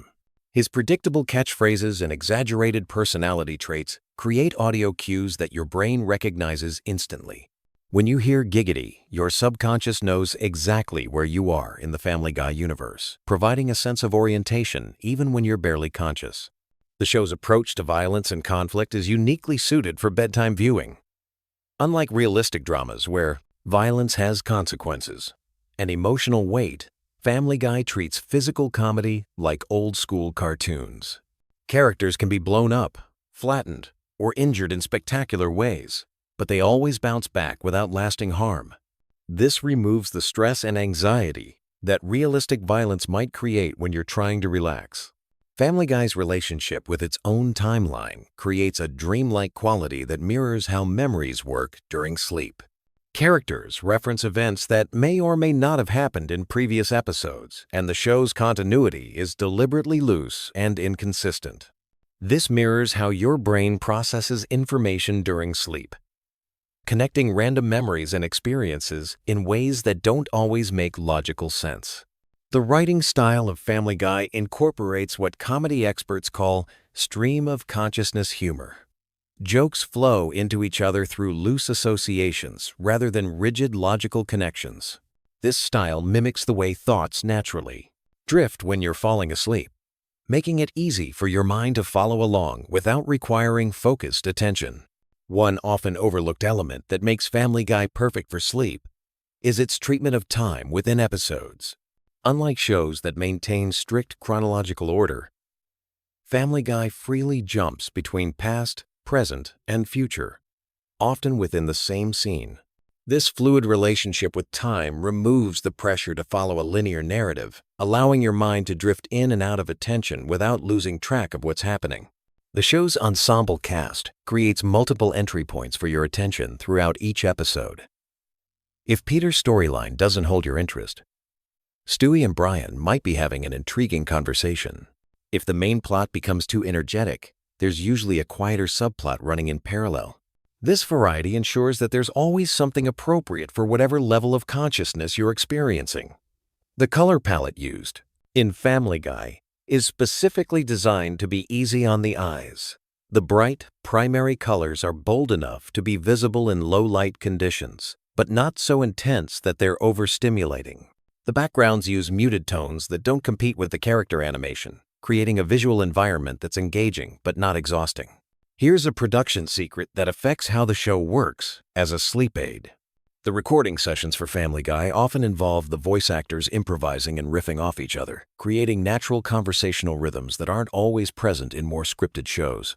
These improvisational moments add an organic quality to the dialogue that makes it feel like overhearing real conversations, which is inherently soothing. The show's use of callback humor creates what psychologists call recognition pleasure, the satisfaction of understanding references to previous episodes or jokes. This creates a reward system for regular viewers that doesn't require intense concentration. Even when you're half asleep, your brain still experiences the mild pleasure of recognizing familiar references, reinforcing positive associations with the viewing experience. Family Guy's approach to celebrity impressions and parodies provides another layer of comfort for sleepy viewers. The impressions are usually exaggerated enough to be immediately recognizable, but not so precise that they require focused attention to appreciate. Whether it's a parody of a famous movie scene or an impression of a well-known celebrity, these elements provide familiar touchstones that help anchor your drifting attention. The show's treatment of its own mistakes and inconsistencies is refreshingly honest and, paradoxically, quite soothing. Characters occasionally break the fourth wall to acknowledge plot holes or continuity errors, which removes any pressure you might feel to make sense of everything you're seeing. This meta-humor creates a sense that you're in on the joke, fostering a feeling of inclusion and comfort. The pacing of Family Guy episodes is carefully designed to maintain interest without creating urgency. Unlike action shows that use rapid cuts and escalating tension to keep viewers engaged, Family Guy uses a more relaxed rhythm that allows for natural breathing room between jokes and plot developments. This pacing aligns well with the slowing brain activity that occurs as you transition towards sleep. One final thought as we wind down together. The true genius of Family Guy as a sleep aid lies in its fundamental paradox. It's a show about a dysfunctional family that somehow makes you feel like part of a functional one. Despite all their flaws, fights, and ridiculous adventures, the Griffin family always comes back together. They forgive each other's mistakes, support each other through crises, and maintain their bonds despite everything that tries to tear them apart. This underlying message of unconditional family love, buried beneath layers of irreverent humor and chaotic plotting, provides the emotional foundation that makes Family Guy so comforting. When you're lying in bed, vulnerable and preparing to surrender consciousness for several hours, there's something deeply reassuring about spending time with a family that, despite everything, genuinely cares about each other. So tonight, as you settle in with another episode of Family Guy playing softly in the background, remember that you're not just watching a cartoon. You're participating in a ritual shared by millions of people around the world who have discovered that sometimes the best way to fall asleep is to spend time with the Griffin family. Sweet dreams, and don't forget to set your sleep timer. Want to drift off to sleep while learning some wild Family Guy facts? Perfect. Let me take you on a gentle journey through the chaotic world of Quahog, Rhode Island, where nothing is quite what it seems, and everything is fair game for comedy. Family Guy first aired on January 31st, 1999, and from day one it was clear this wasn't your typical animated sitcom. Created by Seth MacFarlane when he was just 24 years old, the show began as his senior thesis project at the Rhode Island School of Design. That student film caught the attention of Fox executives, who saw something special in MacFarlane's irreverent humor and distinctive animation style. The Griffin family consists of Peter, the well-meaning but often clueless father who works at a toy factory, Lois, his patient wife from a wealthy family, their 3 children Meg, Chris, and baby Stewie, plus Brian, their intellectual talking dog. What makes this family unique isn't just that their dog can speak, but that each character represents a different comedic archetype pushed to its absolute extreme. Stewie Griffin, the baby with the British accent and sophisticated vocabulary, wasn't originally meant to be the breakout character he became. In early seasons, his primary motivation was world domination and eliminating his mother Lois. His elaborate schemes and advanced technology created some of the show's most memorable moments. The character's intelligence was so advanced that he built time machines, created clones of himself, and developed weapons that would make military contractors jealous. The show's cutaway gags became its signature storytelling device. These random flashbacks and tangential scenes allowed writers to explore absurd scenarios without worrying about plot continuity. One moment Peter might be arguing with his neighbor, and suddenly we're transported to medieval times or watching a parody of a classic movie. This technique gave Family Guy unlimited creative freedom and became one of its most beloved features. Brian the dog serves as the show's voice of reason, though he's far from perfect. He's an aspiring writer who never quite achieves his literary dreams, a liberal who often comes across as pretentious, and an alcoholic who struggles with personal relationships. His friendship with baby Stewie created some of the series' most touching and hilarious moments, as these two unlikely companions embarked on adventures through time and space. The show's relationship with censorship has always been complicated. From its earliest episodes, Family Guy pushed boundaries that other animated shows wouldn't dare approach. The writers seemed to delight in finding new ways to shock audiences while still maintaining enough heart to keep viewers emotionally invested. This balancing act between outrageous humor and genuine emotion became the series' trademark. Family Guy's cancellation and resurrection story reads like a television miracle. After 3 seasons, Fox canceled the show due to declining ratings. However, reruns on Adult Swim and strong DVD sales demonstrated that the show had found its audience. Fan campaigns and impressive syndication numbers convinced Fox to bring the series back, making Family Guy one of the few shows to return from cancellation and achieve even greater success. The voice acting on Family Guy deserves special recognition. Seth MacFarlane voices not only Brian and Stewie, but also Peter Griffin and Glenn Quagmire, among others. His ability to switch between these distinct characters, often within the same scene, showcases remarkable vocal range. The supporting cast, including Alex Borstein as Lois, Mila Kunis as Meg, and Seth Green as Chris, brings depth and personality to their roles that extends far beyond simple cartoon voice work. Music plays a surprisingly important role in Family Guy's appeal. The show regularly features elaborate musical numbers that parody Broadway productions, classic films, or popular songs. These sequences often become standalone entertainment pieces that fans remember long after episodes end. MacFarlane's background in musical theater influences these segments, bringing professional quality arrangements and performances to animated comedy. The show's pop culture references span decades and genres. Whether parodying Star Wars, paying homage to classic television shows, or making jokes about contemporary celebrities, Family Guy operates as a cultural time capsule. These references create layers of humor that reward viewers with broad cultural knowledge while still remaining accessible to casual audiences. Family Guy's international success surprised many industry observers. The show airs in over 100 countries and has been translated into dozens of languages. What works as American humor apparently translates well across cultural boundaries, though some countries have edited or banned certain episodes due to content concerns. The animation style of Family Guy deliberately evokes classic television cartoons while incorporating modern techniques. The character designs are simple yet expressive, allowing for quick production turnaround while maintaining visual consistency. This approach enables the show to tackle current events and topical humor without lengthy production delays. Behind the scenes, Family Guy employs a large writing staff that includes many comedy veterans. The writer's room operates on collaborative principles where any idea, no matter how outrageous, gets consideration. This environment encourages creativity and risk-taking that translates directly into the show's unpredictable content.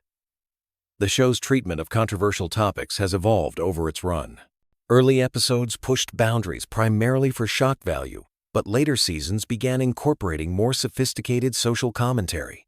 This evolution reflects both changing cultural attitudes and the writer's growing confidence in addressing serious subjects through comedy. Family Guy merchandise extends far beyond typical television tie-ins. From clothing and toys to video games and books, the Griffin family's image appears on countless products. The show's quotable dialogue and memorable visual gags translate well to consumer goods, creating additional revenue streams that support continued production. The relationship between Family Guy and The Simpsons has fascinated animation fans for years. While both shows feature dysfunctional families and satirical humor, their approaches differ significantly. Family Guy's more chaotic structure and willingness to break narrative rules contrasts with The Simpsons' more grounded storytelling approach, yet both shows clearly influence each other. Guest stars on Family Guy include major Hollywood names who often play exaggerated versions of themselves. These appearances usually involve the celebrities being subjected to the same irreverent treatment as any other target of the show's humor.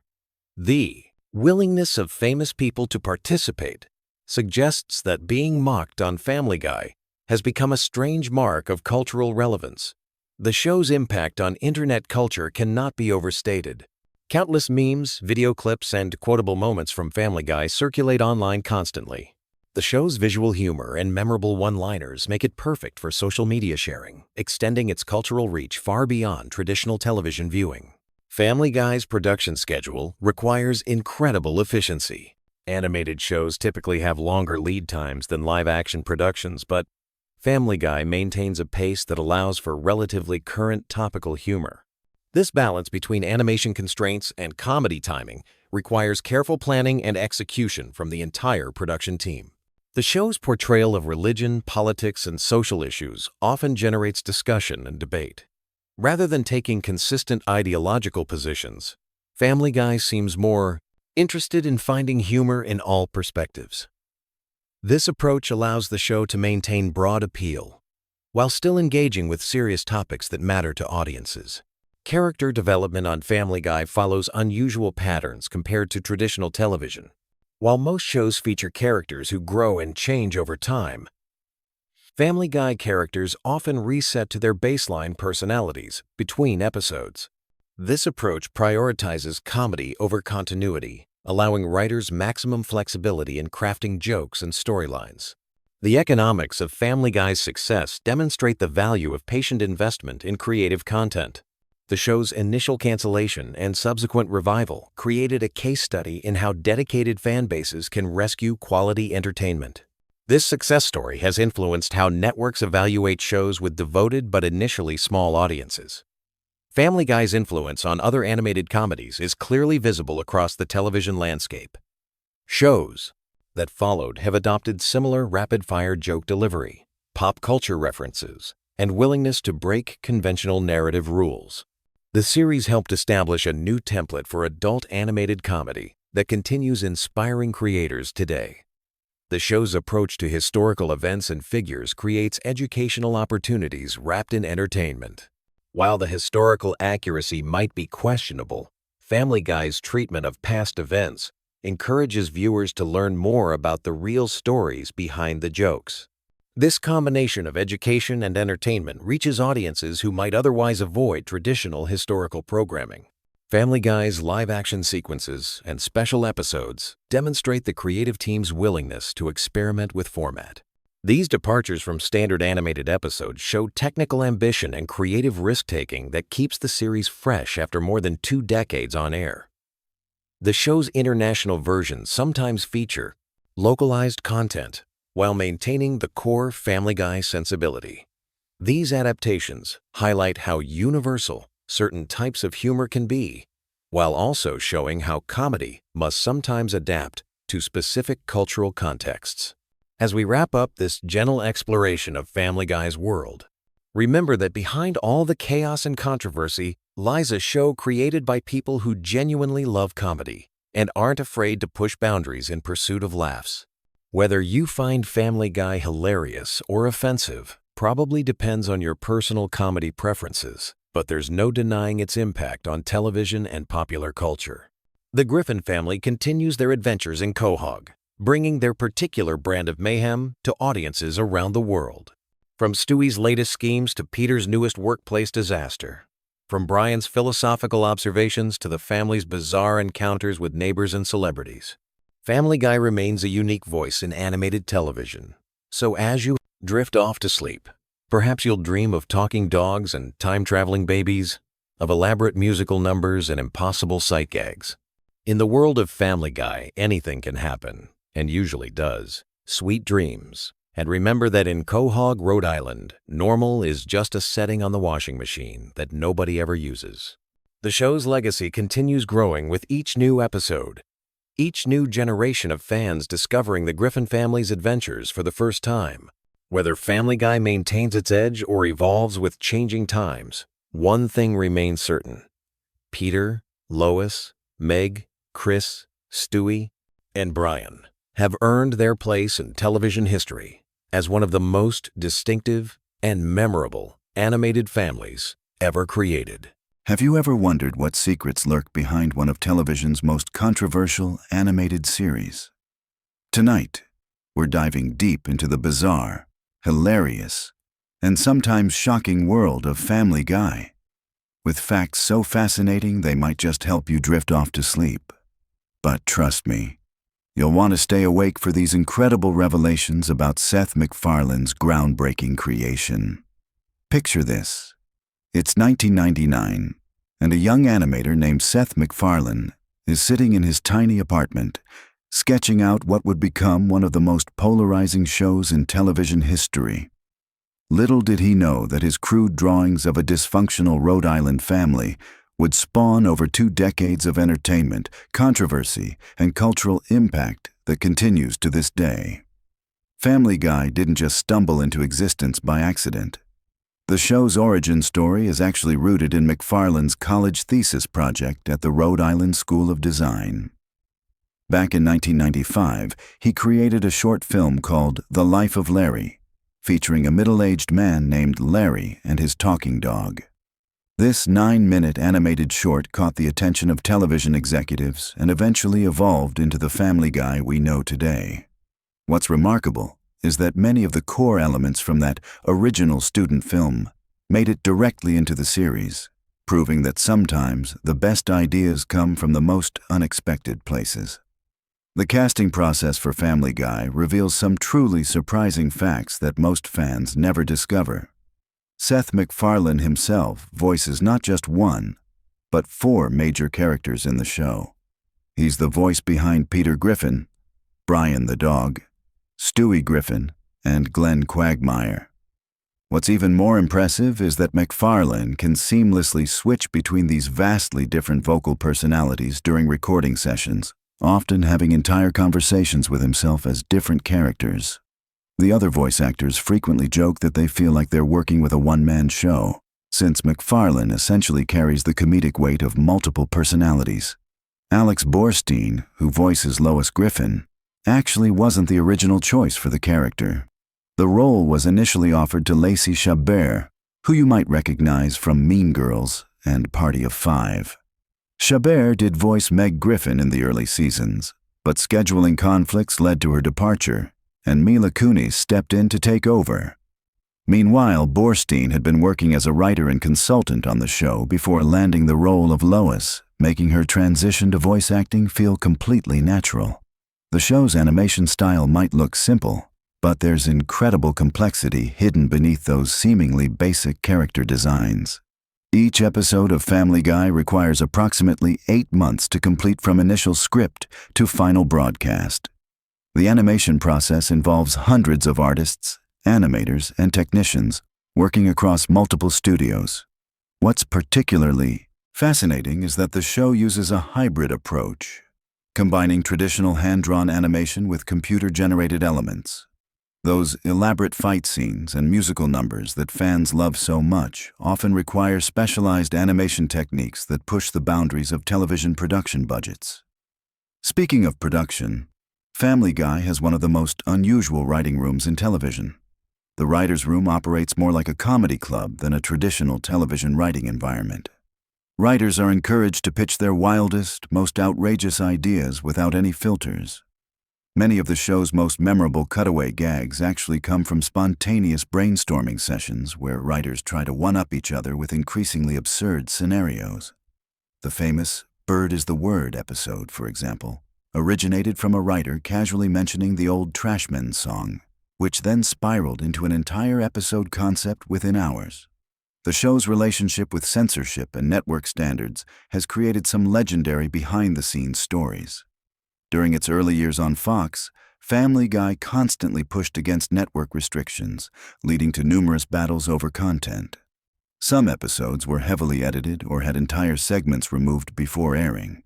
Interestingly, when the show moved to Adult Swim and later back to Fox with renewed popularity, many of these previously censored segments were restored in DVD releases and streaming versions, giving fans access to the creator's original, uncensored vision. Family Guy's cancellation and resurrection story reads like something out of a Hollywood fairy tale. After 3 seasons, Fox canceled the show in 2002 due to declining ratings. However, something unprecedented happened. DVD sales and Adult Swim reruns created a massive surge in popularity. Fans organized campaigns. Online petitions gained hundreds of thousands of signatures, and merchandise sales skyrocketed. This grassroots movement convinced Fox to revive the series in 2005, making Family Guy one of the first shows in television history to be brought back to life primarily due to fan demand and home video success. The show's cultural impact extends far beyond television screens.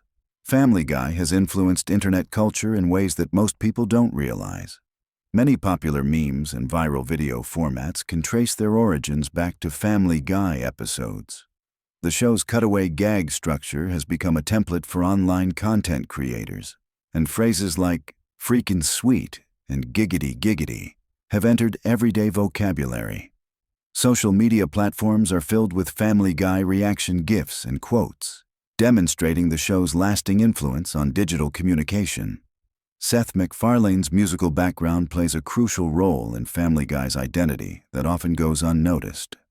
MacFarlane is an accomplished jazz singer and pianist who has released several albums and performed with major orchestras. This musical talent directly influences the show's frequent musical numbers and elaborate song and dance sequences. When characters break into song, MacFarlane often personally composes the music and provides vocal arrangements. Some of the show's most memorable moments, like Stewie and Brian's road trip songs or Peter's various musical adventures, showcase MacFarlane's genuine musical abilities rather than just comedy writing. The voice recording process for Family Guy involves some truly unique techniques that create the show's distinctive sound. Unlike many animated series where actors record their lines separately, Family Guy often brings the core cast together for group recording sessions. This allows for more natural interactions and improvised moments between characters. Seth Green, who voices Chris Griffin, frequently ad-libs during these sessions, leading to some of the characters' most endearing moments.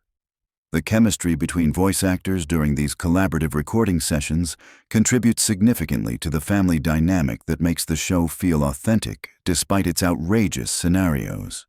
Family Guy's international variations reveal fascinating cultural adaptations that most American viewers never see. Different countries have created their own localized versions of certain episodes, replacing American pop culture references with local celebrities and cultural touchstones. The show airs in over 50 countries, and each region has unique censorship requirements that lead to different editing approaches. Some countries focus heavily on removing violence while allowing sexual content, while others take the opposite approach. These international versions sometimes create entirely different comedic rhythms and viewing experiences. The show's relationship with guest stars has produced some incredible behind-the-scenes stories. Many celebrities who appear on Family Guy are longtime fans who specifically request to be part of episodes. Conway Twitty, whose music videos frequently interrupt episodes as random cutaway gags, became a running joke specifically because MacFarlane and the writers found his earnest country music performances hilariously incongruous with the show's irreverent tone. Some guest stars have recorded multiple episodes worth of material during single recording sessions, allowing the show to feature their characters across multiple seasons. Family Guy's approach to controversial topics has created a unique position in television comedy. The show operates under what writers call the equal opportunity offense philosophy, meaning that no topic, group, or individual is considered off-limits for comedic treatment. This approach has generated both criticism and praise from various quarters, but it has also allowed the show to address social issues in ways that more conventional programming cannot. Episodes dealing with topics like religion, politics, and social justice often use humor as a vehicle for presenting multiple perspectives on complex issues. The technical aspects of Family Guy's production reveal impressive attention to detail that viewers might not notice. The show's color palette has evolved significantly over its run, with newer episodes featuring more sophisticated lighting and shading techniques. Background artists create incredibly detailed environments that often include visual jokes and Easter eggs that reward careful viewers. The Drunken Clam, the Griffin House, and other recurring locations contain hundreds of small details that remain consistent across episodes, creating a lived-in feel that supports the show's fictional world. Family Guy's impact on other animated series cannot be overstated. The show's success paved the way for adult-oriented animated comedies like American Dad, The Cleveland Show, and Rick and Morty. Its influence on writing style, particularly the use of non-sequitur cutaway gags and pop culture references, has become a standard template for animated comedy. Many current animated series creators cite Family Guy as a direct influence on their own work, demonstrating its lasting impact on the medium. The show's merchandise empire extends into surprisingly diverse areas. Beyond typical television show merchandise like t-shirts and toys, Family Guy has inspired everything from mobile apps to theme park attractions. The show's characters appear on products ranging from breakfast cereals to automobile accessories. This merchandising success has contributed significantly to the show's financial viability and cultural presence, making Family Guy characters recognizable even to people who don't regularly watch the series. Family Guy's writing team includes some of television's most talented comedy writers, many of whom have gone on to create their own successful series. The show serves as a training ground for comedy writers, providing them with experience in rapid-fire joke writing, character development, and serialized storytelling. Alumni of the Family Guy writing staff have contributed to shows like The Simpsons, South Park, and Saturday Night Live, spreading the show's comedic influence throughout the industry. The show's approach to character development over multiple seasons reveals sophisticated long-term storytelling strategies. While Family Guy is known for its episodic nature and reset-button storytelling, careful viewers can trace character evolution across seasons. Stewie's gradual shift from world domination fantasies to more nuanced character interactions, Brian's ongoing struggles with alcoholism and romantic relationships, and Peter's various career changes all represent subtle character development that occurs alongside the show's more obvious comedic elements. Family Guy's relationship with current events and topical humor requires incredibly fast production turnarounds that most viewers don't appreciate. The show's writers and animators often work under extreme time pressure to incorporate recent news events and pop culture phenomena into episodes. This rapid response capability has allowed Family Guy to remain culturally relevant across multiple decades, but it also creates significant production challenges that require careful coordination between writing, animation, and broadcast scheduling. The show's musical parodies and elaborate musical sequences often involve complex licensing negotiations and legal considerations. When Family Guy parodies specific songs or musical styles, the production team must navigate copyright laws while creating content that's clearly transformative enough to qualify for fair use protection. Some of the show's most memorable musical moments required months of legal work behind the scenes, demonstrating the complexity involved in creating seemingly simple comedic content. Family Guy's impact on voice acting as a profession has been substantial and lasting. The show's success has elevated voice acting from a relatively niche specialty to a more mainstream entertainment career path. Seth MacFarlane's multiple voice roles have inspired other actors to develop versatile vocal capabilities, and the show's ensemble cast approach has become a model for other animated series. Voice acting workshops and training programs now regularly reference Family Guy techniques and approaches. The show's digital presence and streaming availability have introduced Family Guy to entirely new generations of viewers who experience the series differently than original broadcast audiences. Binge-watching capabilities allow viewers to notice long-term character arcs and recurring jokes that might be missed during weekly viewing. Streaming platforms have also made international versions and extended cuts available to broader audiences, creating new ways to experience familiar content. Family Guy's influence on comedy writing extends beyond animation into live-action television and film. The show's rapid-fire reference style and willingness to break the fourth wall have influenced writers across multiple mediums. Comedy Central roasts, Saturday Night Live sketches, and even stand-up comedy routines now regularly employ techniques that were pioneered or popularized by Family Guy writers. The show's approach to holiday episodes and special events demonstrates sophisticated audience engagement strategies. Family Guy's Christmas, Halloween, and other holiday episodes often feature elaborate production values and guest stars, creating appointment television that generates significant viewer loyalty.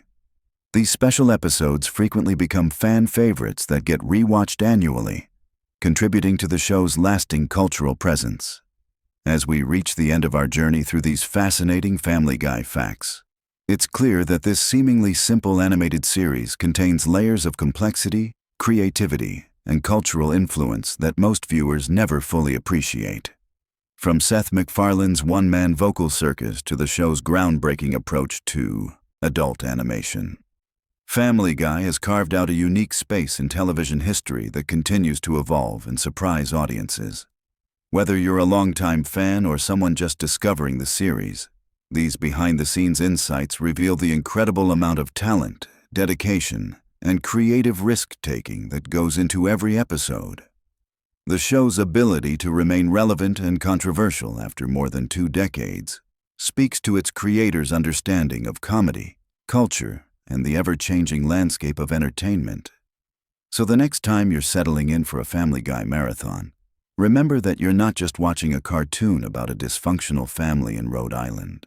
You're experiencing the result of thousands of hours of creative work by some of the most talented people in entertainment, all coming together to create something that's simultaneously ridiculous and profound, offensive and heartwarming, simple and incredibly sophisticated. Sweet dreams. And remember, somewhere out there, Seth MacFarlane is probably already working on the next episode that will surprise, delight, and possibly outrage audiences all over again. That's the magic of Family Guy. And that's what makes it truly special in the vast landscape of television entertainment. Get comfortable, close your eyes, and let me take you on a gentle journey through the surprisingly deep world of Family Guy. Tonight, we're going to explore the hidden layers, the forgotten stories, and the intricate details that make up one of television's most enduring animated series. This isn't your typical Family Guy experience filled with cutaway gags and rapid-fire jokes. Instead, we're diving into the quieter side of Quahog, where stories unfold slowly and mysteries reveal themselves like pages in a well-worn book. Picture yourself settling into the most comfortable spot in your home, perhaps the same way Peter Griffin settles into his beloved chair at the Drunken Clam. The familiar weight of routine, the comfort of knowing exactly where everything belongs, and the gentle rhythm of a world that somehow makes sense despite all its chaos. That's where we're going tonight, into the heart of what makes Family Guy more than just a comedy show. Let's begin our journey in the early days, back when Family Guy was just a spark of an idea in Seth MacFarlane's imagination. The year was 1995. And MacFarlane was a young animator fresh out of the Rhode Island School of Design. He created a short film called The Life of Larry, featuring a character who would eventually become Peter Griffin. But Larry was different from Peter in subtle ways that tell us something important about how stories evolve and grow over time. In those earliest concepts, the family dynamics were softer, more grounded in reality. The humor came from observation rather than spectacle. MacFarlane was drawing from his own experiences growing up in Connecticut, watching how families really interacted when no one was performing for an audience. The quiet moments between the big events, the small conversations that happen in kitchens and living rooms when the day is winding down. The Griffin house itself tells a story that many people overlook. Located at 31 Spooner Street in Quahog, Rhode Island, this fictional address represents something deeper than just a setting for comedy. The house is modest, Middle class, lived in. The wallpaper is slightly dated. The furniture shows signs of daily use, and there's always something slightly askew that suggests real people live here, not television characters. If you've ever noticed the way light filters through the Griffin living room windows during different episodes, you'll see that the animators pay careful attention to time of day and season. Morning light has a different quality than evening light, and winter episodes show the subtle blue-gray tones that anyone who's lived in New England recognizes immediately. These details create a sense of place that goes beyond the jokes, grounding the fantastic elements in something real and familiar. Peter Griffin himself is often dismissed as simply a loud, obnoxious character designed for easy laughs. But when you look closer, when you pay attention to the quieter moments, you see something more complex. Peter represents the struggle of many middle-aged men who feel caught between the expectations of adulthood and the desire to remain young at heart. His job at the brewery, his friendship with his co-workers, his genuine love for his family despite his obvious flaws. These elements create a character who is both ridiculous and surprisingly human. Consider Peter's relationship with his father-in-law, Francis Griffin. Their conflicts aren't just about comedy. They represent a clash between generations, between different ways of seeing the world. Francis, with his strict religious views and rigid moral code, represents an older America, while Peter embodies a more casual, irreverent approach to life. Their arguments, when you strip away the exaggerated elements, echo conversations happening in living rooms across the country. Lois Griffin, too, is more than she initially appears. Her background as a member of the wealthy Pewter-Schmidt family adds layers to her character that aren't always front and center. She chose to marry Peter, chose the middle-class life, chose to prioritize family over the privilege she grew up with. This choice reverberates through many episodes in subtle ways, informing her reactions to situations and her approach to problems. The way Lois handles the chaos that constantly surrounds her family reveals a kind of quiet strength. She's the anchor that keeps the Griffin household from completely spinning out of control. Watch her in the background of scenes sometime, and you'll notice how she's always doing something. Cleaning up a mess, preparing a meal, mediating a conflict. She's the invisible infrastructure that makes the visible comedy possible. Brian Griffin presents perhaps the most interesting character study in the entire series. An anthropomorphic dog who writes novels, drinks martinis, and engages in philosophical discussions, Brian serves as both the family's voice of reason and its most pretentious member. But his character represents something deeper about the struggle between artistic ambition and practical reality. Brian's novels never get published, his political activism rarely accomplishes anything concrete, and his romantic relationships consistently fail. Yet he continues trying, continues believing that his next project will be the one that breaks through. This persistence in the face of repeated failure makes him oddly admirable, even when his intellectual posturing becomes insufferable. He represents the part of all of us that refuses to give up on our dreams, even when evidence suggests we probably should. The relationship between Brian and Stewie has evolved over the years into something genuinely touching. What started as a simple premise, a sophisticated baby and an intellectual dog, has become a friendship between two characters who recognize something of themselves in each other. They're both outsiders in their own family, both struggling with identity and purpose, both searching for meaning in a world that often seems meaningless. Stewie Griffin, the evil genius baby, carries perhaps the heaviest burden of any character in the show. His advanced intelligence, trapped in an infant's body, creates a kind of existential prison. He understands the world around him better than most adults, but he's powerless to change his circumstances. This fundamental frustration drives much of his behavior, from his elaborate schemes to his constant threats of matricide. But Stewie's character has softened over the years, revealing vulnerability beneath the villainy. His relationship with his mother has evolved from antagonistic to genuinely affectionate.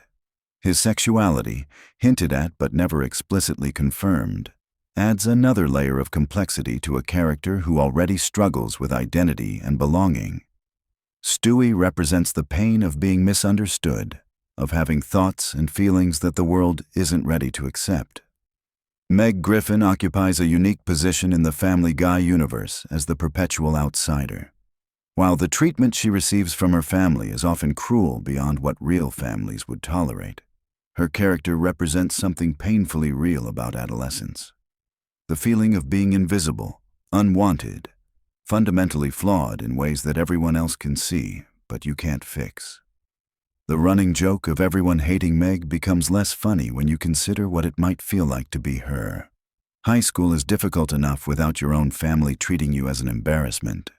Yet Meg persists, continues hoping for acceptance, continues trying to find her place in the world.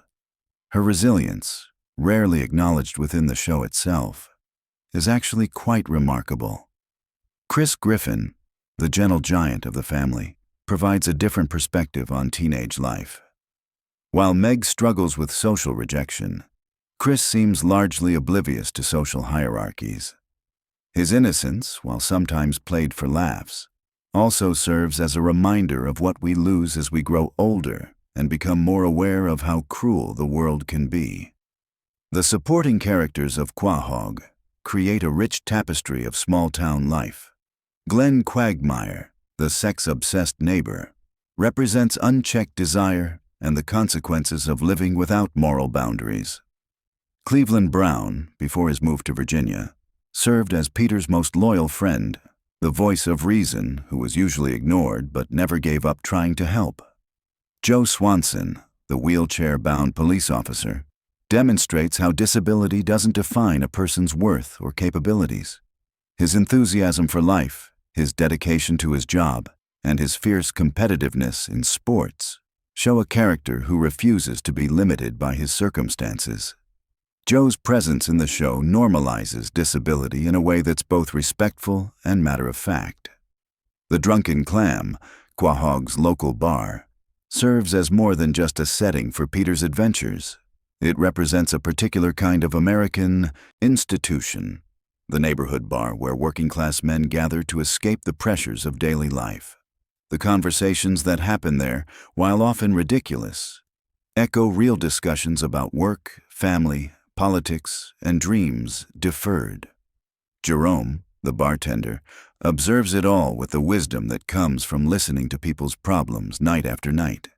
He rarely offers advice, but his presence provides stability in a place where emotions run high and judgment is temporarily suspended. The Drunken Clam is a sanctuary where the ordinary rules of polite society don't apply, where men can be honest about their fears and failures without losing face. The Pawtucket Brewery, where Peter works, represents the changing nature of American manufacturing. It's not the steel mill or automotive plant that previous generations might have worked in, but it still provides the steady employment that allows families like the Griffins to maintain their middle-class lifestyle. The brewery's various corporate changes throughout the series reflect the instability that many American workers have experienced in recent decades. Peter's co-workers, Opie, Joe, and Quagmire during his brief stint there, create a workplace dynamic that many viewers recognize from their own jobs. The casual conversations, the small rebellions against management, the friendships formed over shared frustrations, these elements ground the show's more fantastical elements in workplace reality that feels authentic. Quahog itself, while fictional, captures the essence of small New England towns. The layout includes all the necessary elements: a downtown area with small businesses, residential neighborhoods with tree-lined streets, and enough local institutions to support community life. The recurring locations like the grocery store, the post office, and various restaurants create a sense of place that makes Quahog feel real, despite the surreal events that occur there. The weather in Quahog follows New England patterns: snowy winters, mild springs, hot summers, and colorful autumns. These seasonal changes affect the characters' daily lives in subtle ways. Winter episodes often show characters bundled in coats and dealing with snow, while summer episodes feature barbecues and outdoor activities. These details create continuity and realism that supports the show's more outrageous elements. Family Guy's approach to time is interesting and worth considering as we wind down our journey tonight. Unlike shows with strict continuity, Family Guy exists in a kind of floating timeline where characters don't age and consequences rarely carry over from episode to episode. This allows for maximum creative freedom, but also creates a sense of eternal present that can be oddly comforting. The Griffin family remains frozen at particular life stages. Meg will always be the awkward teenager. Chris will always be the sweet-natured high schooler. Stewie will always be the brilliant baby. This stability provides viewers with the comfort of knowing that no matter how chaotic individual episodes become, the fundamental relationships will remain constant. The cutaway gags that Family Guy is famous for serve a function beyond simple comedy. They represent the way human minds actually work, constantly making connections, remembering random events, getting distracted by tangential thoughts. While these segments are often criticized for disrupting narrative flow, they actually mirror the way we experience consciousness, jumping from thought to thought in patterns that don't always make logical sense, but feel natural to us. The show's references to popular culture create a shared language between the creators and viewers. When Family Guy references a movie, television show, or historical event, it assumes a level of cultural literacy that creates intimacy between the show and its audience. These references also serve as time capsules, preserving moments from specific eras in American culture. The music in Family Guy deserves special attention as we prepare for sleep. The show's original compositions, from Stewie's elaborate musical numbers to the simple melodies that accompany quiet moments, demonstrate sophisticated understanding of how music affects emotion. The orchestral score swells during dramatic moments, softens during tender scenes, and provides rhythmic support for comedy sequences. Seth MacFarlane's own musical background influences the show's approach to song and dance. The elaborate production numbers scattered throughout the series showcase not just comedic timing, but genuine musical theater skills. These moments provide emotional release and allow characters to express feelings that might be difficult to convey through dialogue alone. The animation style of Family Guy has evolved over the years while maintaining its essential character. The simple, clean lines and bright colors create a visual language that's both accessible and distinctive. The character designs, while seemingly basic, actually demonstrate careful attention to body language and facial expression that communicates emotion effectively. The way characters move through space in Family Guy reflects their personalities. Peter's movements are often clumsy and enthusiastic, reflecting his impulsive nature. Lois moves with purpose and grace, suggesting her competence and self-control. Brian's movements are more human-like than dog-like, reinforcing his role as the family's intellectual. Stewie's movements combine baby-like physicality with adult-like precision, highlighting his unique position between childhood and sophistication. The Griffin family home changes subtly throughout the series, with rooms occasionally rearranged and new details added. These changes suggest the natural evolution of a lived-in space. Furniture gets replaced, decorations change with the seasons, and wear patterns develop in places where characters spend the most time. These details create the impression of a real home where real people have made real memories. As we near the end of our journey through Family Guy lore, it's worth considering what the show reveals about American family life in the early 21st century. The Griffins face many of the same challenges as real families: financial pressures, generational conflicts, changing social norms, and the difficulty of maintaining connections in an increasingly fragmented world. The show's longevity suggests that it touches something universal about family dynamics. Despite the exaggerated circumstances and impossible situations, the core relationships ring true. Parents worry about their children, siblings compete for attention, spouses negotiate the balance between individual desires and family responsibilities, and everyone struggles with the gap between who they want to be and who they actually are. The recurring themes of acceptance and belonging run throughout Family Guy's episodes. Characters search for their place in the world, sometimes finding it in unexpected places or through unlikely relationships. The show suggests that family isn't just about blood relations, but about choosing to care for each other despite obvious flaws and frequent disappointments. The community of Quahog, with all its eccentric residents and improbable situations, represents an idealized version of small-town life where everyone knows everyone else and shared experiences create bonds that survive even the most ridiculous conflicts. It's a place where consequences can be reset with each new episode, where mistakes can be forgiven, and where tomorrow always offers a fresh start. As you drift toward sleep, think about the gentle rhythms of daily life in Quahog, the morning routine of getting the family ready for school and work, the comfortable predictability of Peter's job at the brewery, the evening gatherings at the Drunken Clam where friends share their thoughts and frustrations. These ordinary moments, scattered between the extraordinary adventures, create the foundation that makes everything else possible. The love that binds the Griffin family together isn't always obvious, often buried beneath layers of sarcasm, conflict, and mutual frustration. But it's there in the small gestures. Lois making Peter's favorite meal after a difficult day, Brian staying up late to help Stewie with a project, Meg defending her family despite their treatment of her, Chris offering innocent observations that accidentally provide exactly the wisdom someone needed to hear. Let the warm familiarity of the Griffin household surround you now. Picture the soft glow of the television in their living room, the comfortable wear patterns on their favorite chairs, the family photos scattered throughout the house that document years of shared experiences. Feel the sense of belonging that comes from being part of something larger than yourself, even when that something is imperfect and often chaotic. The stories we've explored tonight reveal Family Guy as more than simple entertainment. It's a meditation on what it means to be human in contemporary America, an exploration of how families function when stripped of pretense, and a reminder that love persists even in the most unlikely circumstances.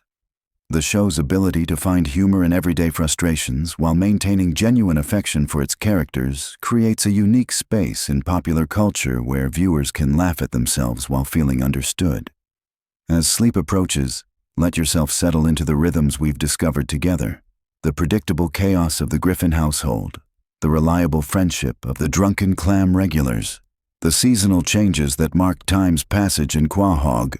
These elements create a world that's both fantastical and familiar, where anything can happen but fundamental truths about human nature remain constant.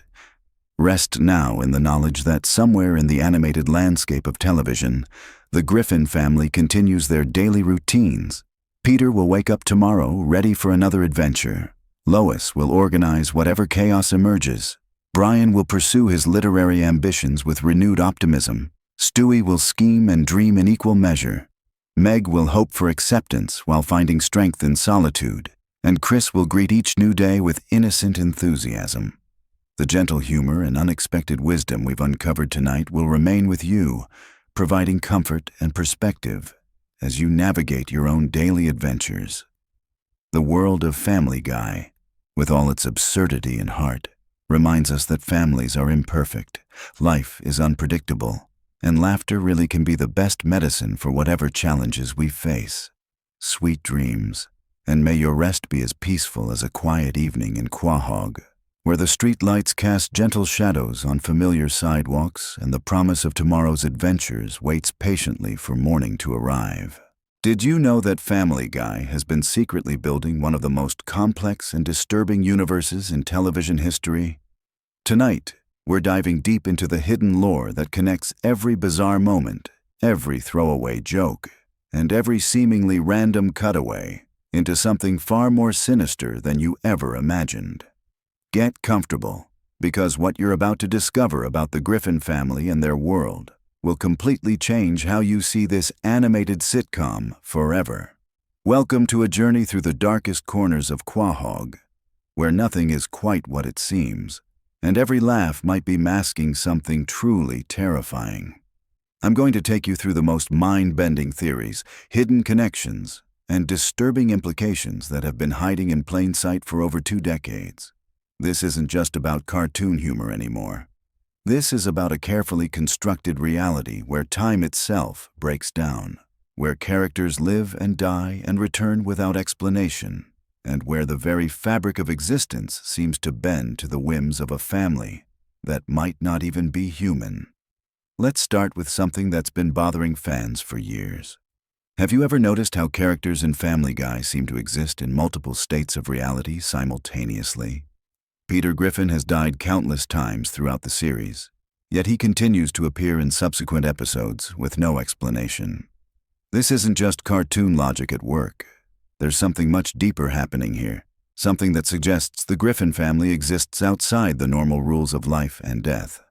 Consider this carefully. In one episode, Peter is literally crushed by a falling piano. In another, he's shot point blank in the chest. He's been decapitated, blown up, and killed in ways too numerous to count. Yet he always returns, usually within the same episode, sometimes carrying the memory of his death, sometimes acting as if nothing happened at all. This pattern extends to every member of the family, creating what theorists call the resurrection phenomenon. But here's where it gets truly disturbing. The show has established that Peter remembers some of his deaths, but not others. In certain episodes, he makes direct references to previous fatal incidents, treating them as if they were merely inconvenient experiences rather than life-ending events. This suggests that the Griffin family exists in a state of quantum immortality, where their consciousness simply shifts to alternate timelines whenever they die in one reality. The implications of this are staggering. If the Griffins can't truly die, what does that make them? Are they some kind of interdimensional beings? Are they trapped in an endless cycle of death and rebirth? Or are they perhaps already dead, existing in some kind of purgatorial state where their worst impulses are allowed to manifest without permanent consequences? This theory gains even more weight when you examine the nature of their world. Quahog, Rhode Island, isn't just an ordinary small town. It's a place where the laws of physics bend and break on a daily basis. Characters regularly fall from impossible heights without injury, survive explosions that should level city blocks, and experience transformations that defy biological possibility. The town itself seems to reshape itself to accommodate whatever narrative demands the moment requires. Look at the Clam, the local bar where Peter spends most of his time. The interior layout changes from episode to episode, sometimes dramatically. Rooms appear and disappear, the building size fluctuates wildly, and the bar somehow manages to accommodate everything from small, intimate gatherings to massive concerts and events. This isn't just inconsistent animation. It's evidence that reality itself is malleable in Quahog. The same phenomenon affects the Griffin house. Rooms appear when needed and vanish when not required. The basement sometimes contains a simple laundry area. Other times, it's a vast underground complex with multiple levels and impossible architecture. The house has been destroyed and rebuilt so many times that it's essentially become a ship of Theseus' paradox. At what point did the original Griffin home cease to exist and become something else entirely? But the most disturbing aspect of Family Guy lore involves the nature of time itself in this universe. The show has been running for over 20 years, yet the characters haven't aged. Stewie remains a baby, Meg is still a teenager, and Chris continues through high school perpetually. This isn't just a cartoon convention. The show has explicitly addressed the passage of time on multiple occasions, creating paradoxes that suggest something is fundamentally wrong with how time functions in their reality. Consider Stewie's advanced intelligence and technological capabilities. This isn't just a genius baby. Stewie has access to time travel technology, advanced weaponry, and scientific knowledge that surpasses anything available in our reality. He's built nuclear weapons in his bedroom, created sentient robots, and developed interdimensional travel devices. These aren't the inventions of a human child, no matter how intelligent. They're the creations of something far beyond human understanding. The time travel episodes reveal even more disturbing implications. When Stewie and Brian travel through time, they encounter multiple versions of themselves and their family members. Some of these versions are dramatically different, suggesting that the timeline they inhabit is just one of countless variations. In some timelines, the family members have different personalities, different relationships, and different fates. This raises the question of whether the Griffins we follow are even the original versions of these characters, or just one set among infinite possibilities. Brian's character provides another piece of this cosmic puzzle. He's a dog who walks upright, drives cars, drinks alcohol, and engages in complex philosophical discussions. The show treats this as perfectly normal, but the implications are horrifying when you consider the biological impossibility of his existence. Brian isn't just an anthropomorphic cartoon character. He's an aberration, a violation of natural law that somehow exists within this distorted reality. Brian's atheism becomes particularly significant in this context. He's the only character who consistently questions the nature of existence and reality. His philosophical discussions with Stewie often touch on themes of mortality, consciousness, and the meaning of existence. It's as if Brian is the only character who recognizes that their reality is fundamentally wrong, yet he's trapped within it just like everyone else. The show's treatment of religion and spirituality adds another layer to this mystery. Characters regularly encounter divine beings, travel to heaven and hell, and interact with supernatural forces. These aren't metaphorical episodes or dreams. They're presented as literal experiences within the show's canon. Death himself is a recurring character, depicted as a fallible being who can be tricked, bargained with, or even temporarily replaced.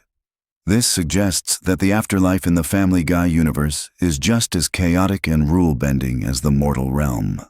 Peter's encounters with God reveal perhaps the most disturbing aspect of this reality.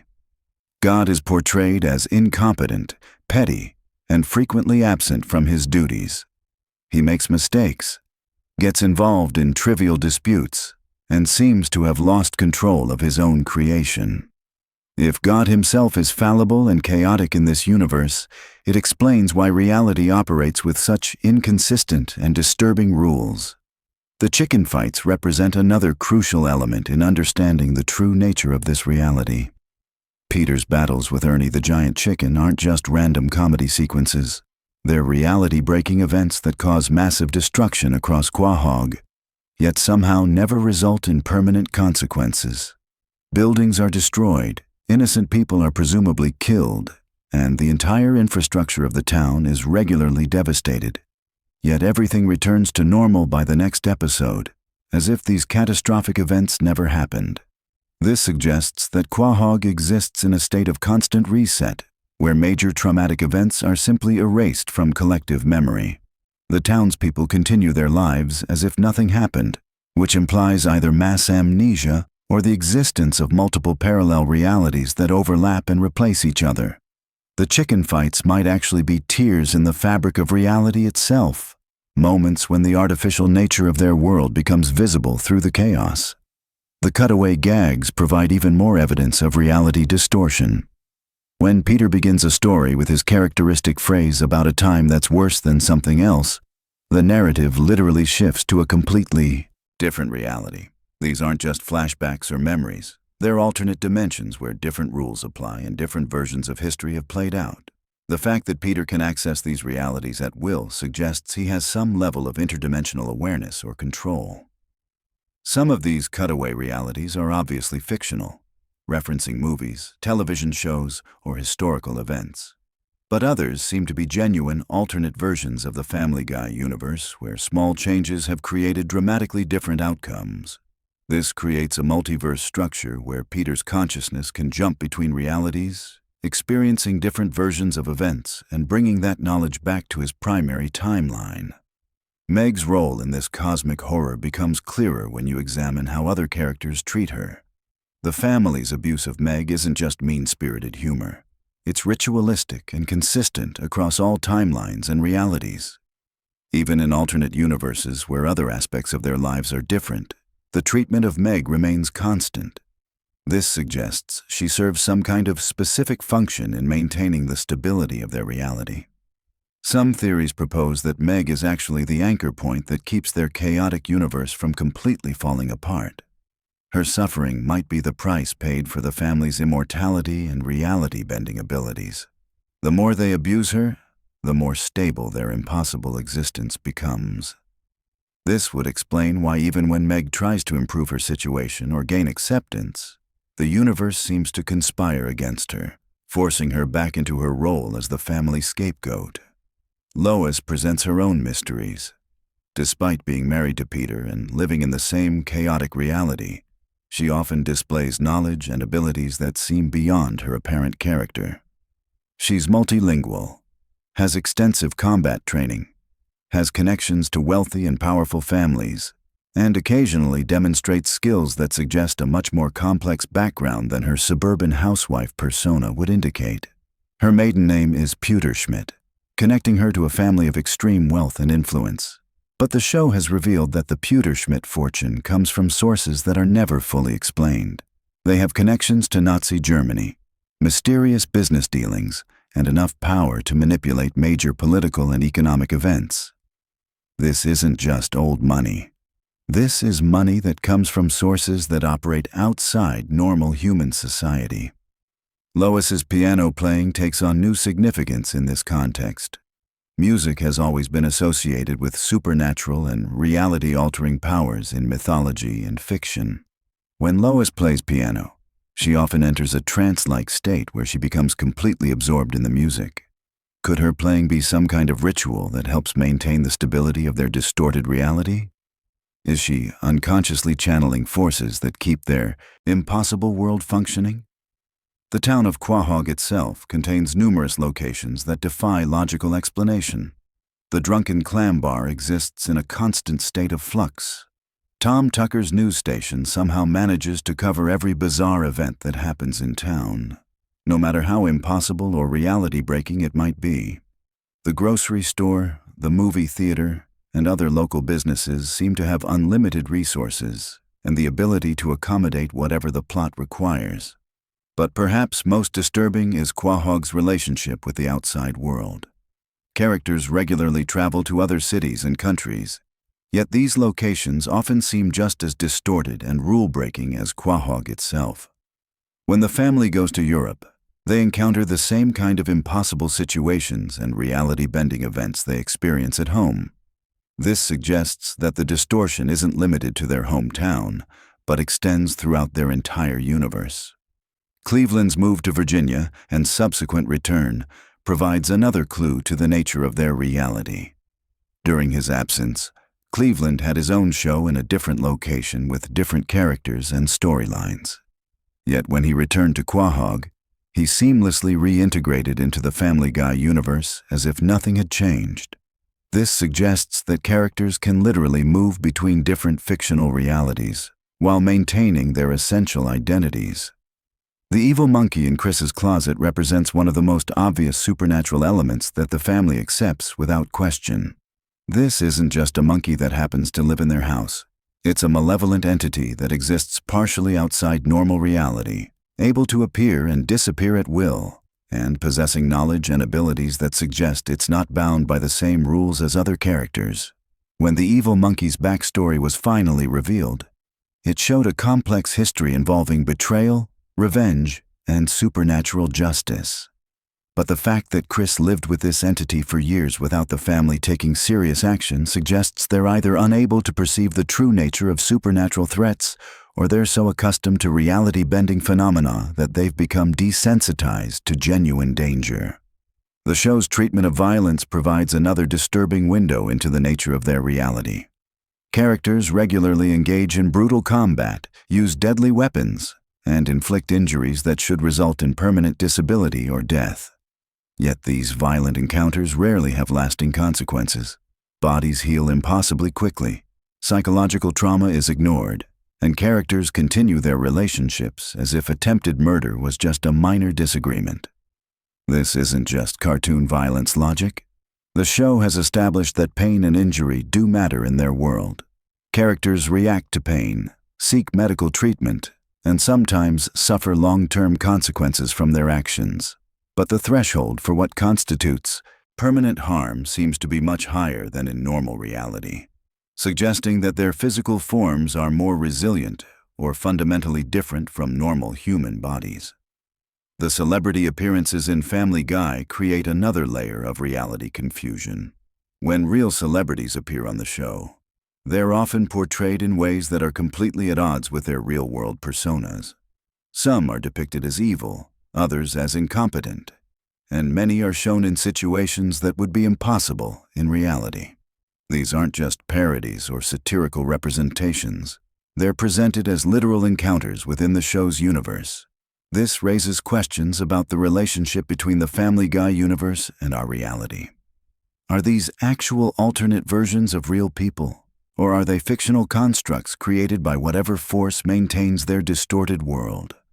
The fact that these celebrity characters often have knowledge of events from the real world suggests some kind of connection to our reality, but their behavior and circumstances are so different that they can't be the same individuals. Adam West's portrayal as the mayor of Quahog provides the most extensive example of this phenomenon.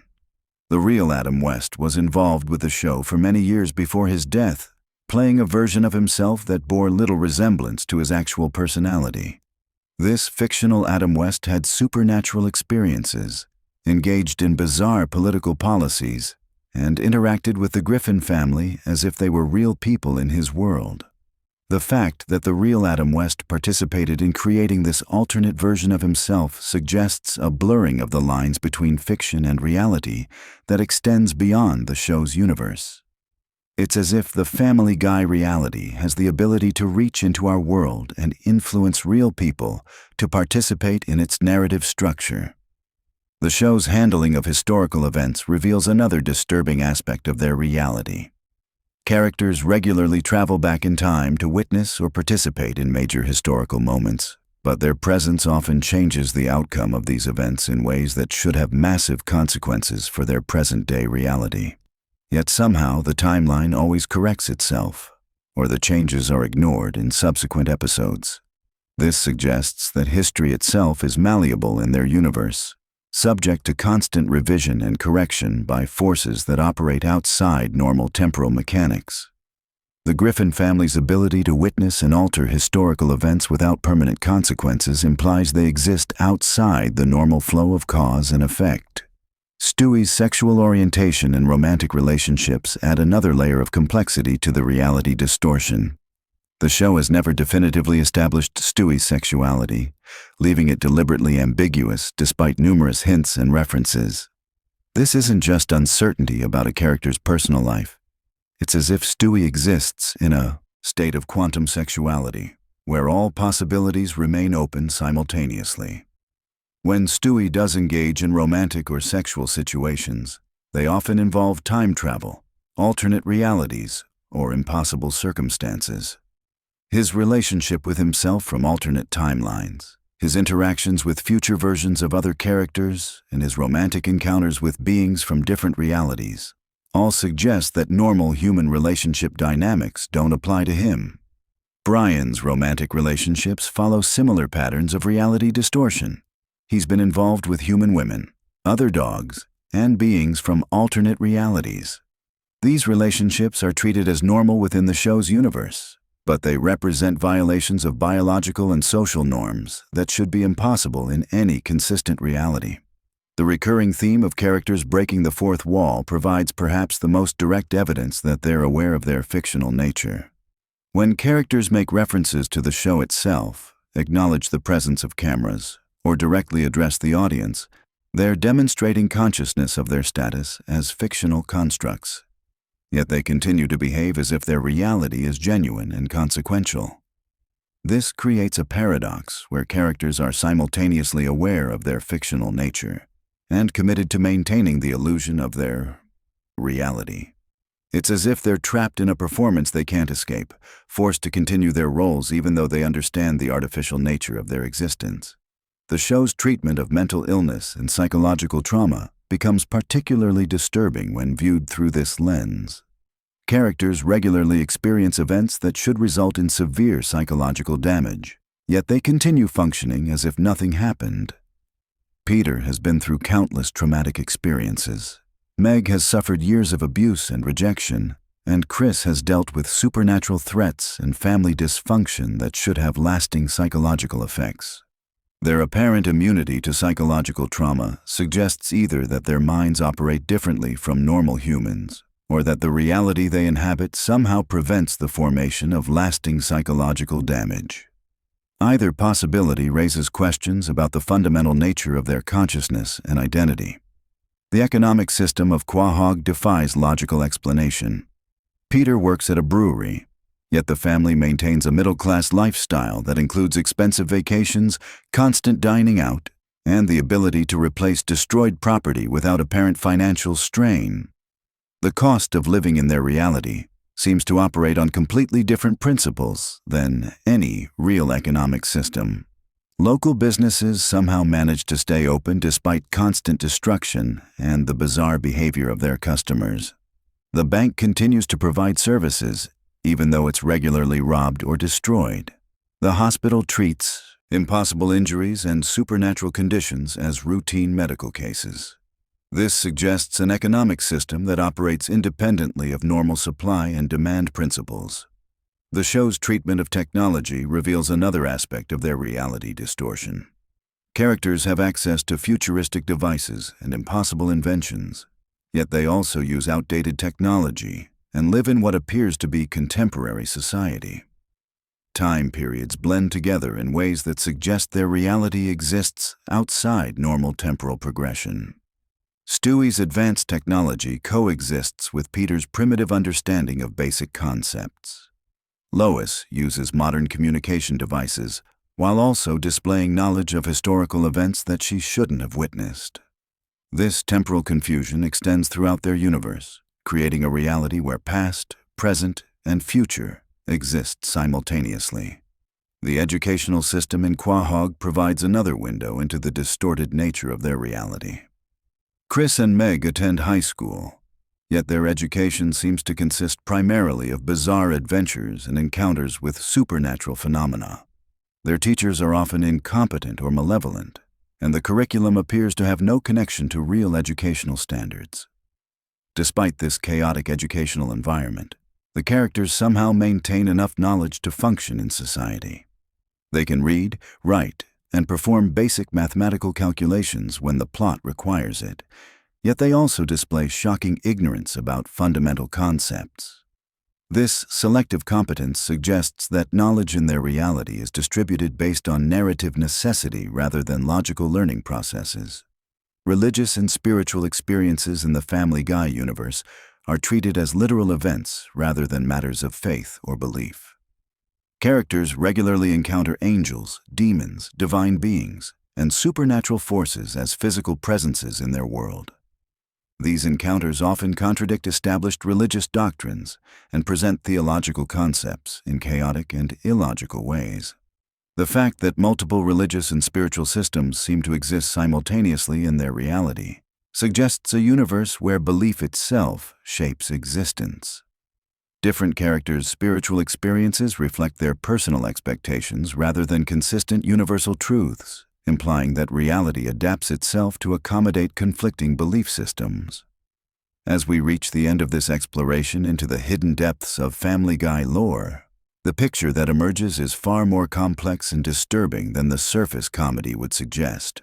We're looking at a universe where the fundamental laws of reality are constantly in flux, where consciousness and identity operate on principles that defy normal understanding, and where the characters exist in a state of perpetual uncertainty about their own nature and existence.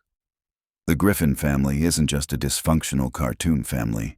They're entities, trapped in a reality that operates outside the normal rules of existence, forced to repeat patterns of behavior while occasionally glimpsing the artificial nature of their world. Their immortality comes at the cost of genuine growth and change. Their relationships are defined by roles they cannot escape, and their reality is maintained through forces they cannot understand or control. This hidden lore transforms Family Guy from a simple, animated comedy into something resembling cosmic horror, where the greatest terror isn't monsters or supernatural threats, but the gradual realization that existence itself might be fundamentally meaningless and arbitrary. The character's ability to laugh and find humor in their situation becomes an act of defiance against the absurdity of their existence, or perhaps the only coping mechanism available to consciousness trapped in an impossible reality. Sweet dreams, And remember that sometimes the most disturbing truths hide behind the most innocent laughter.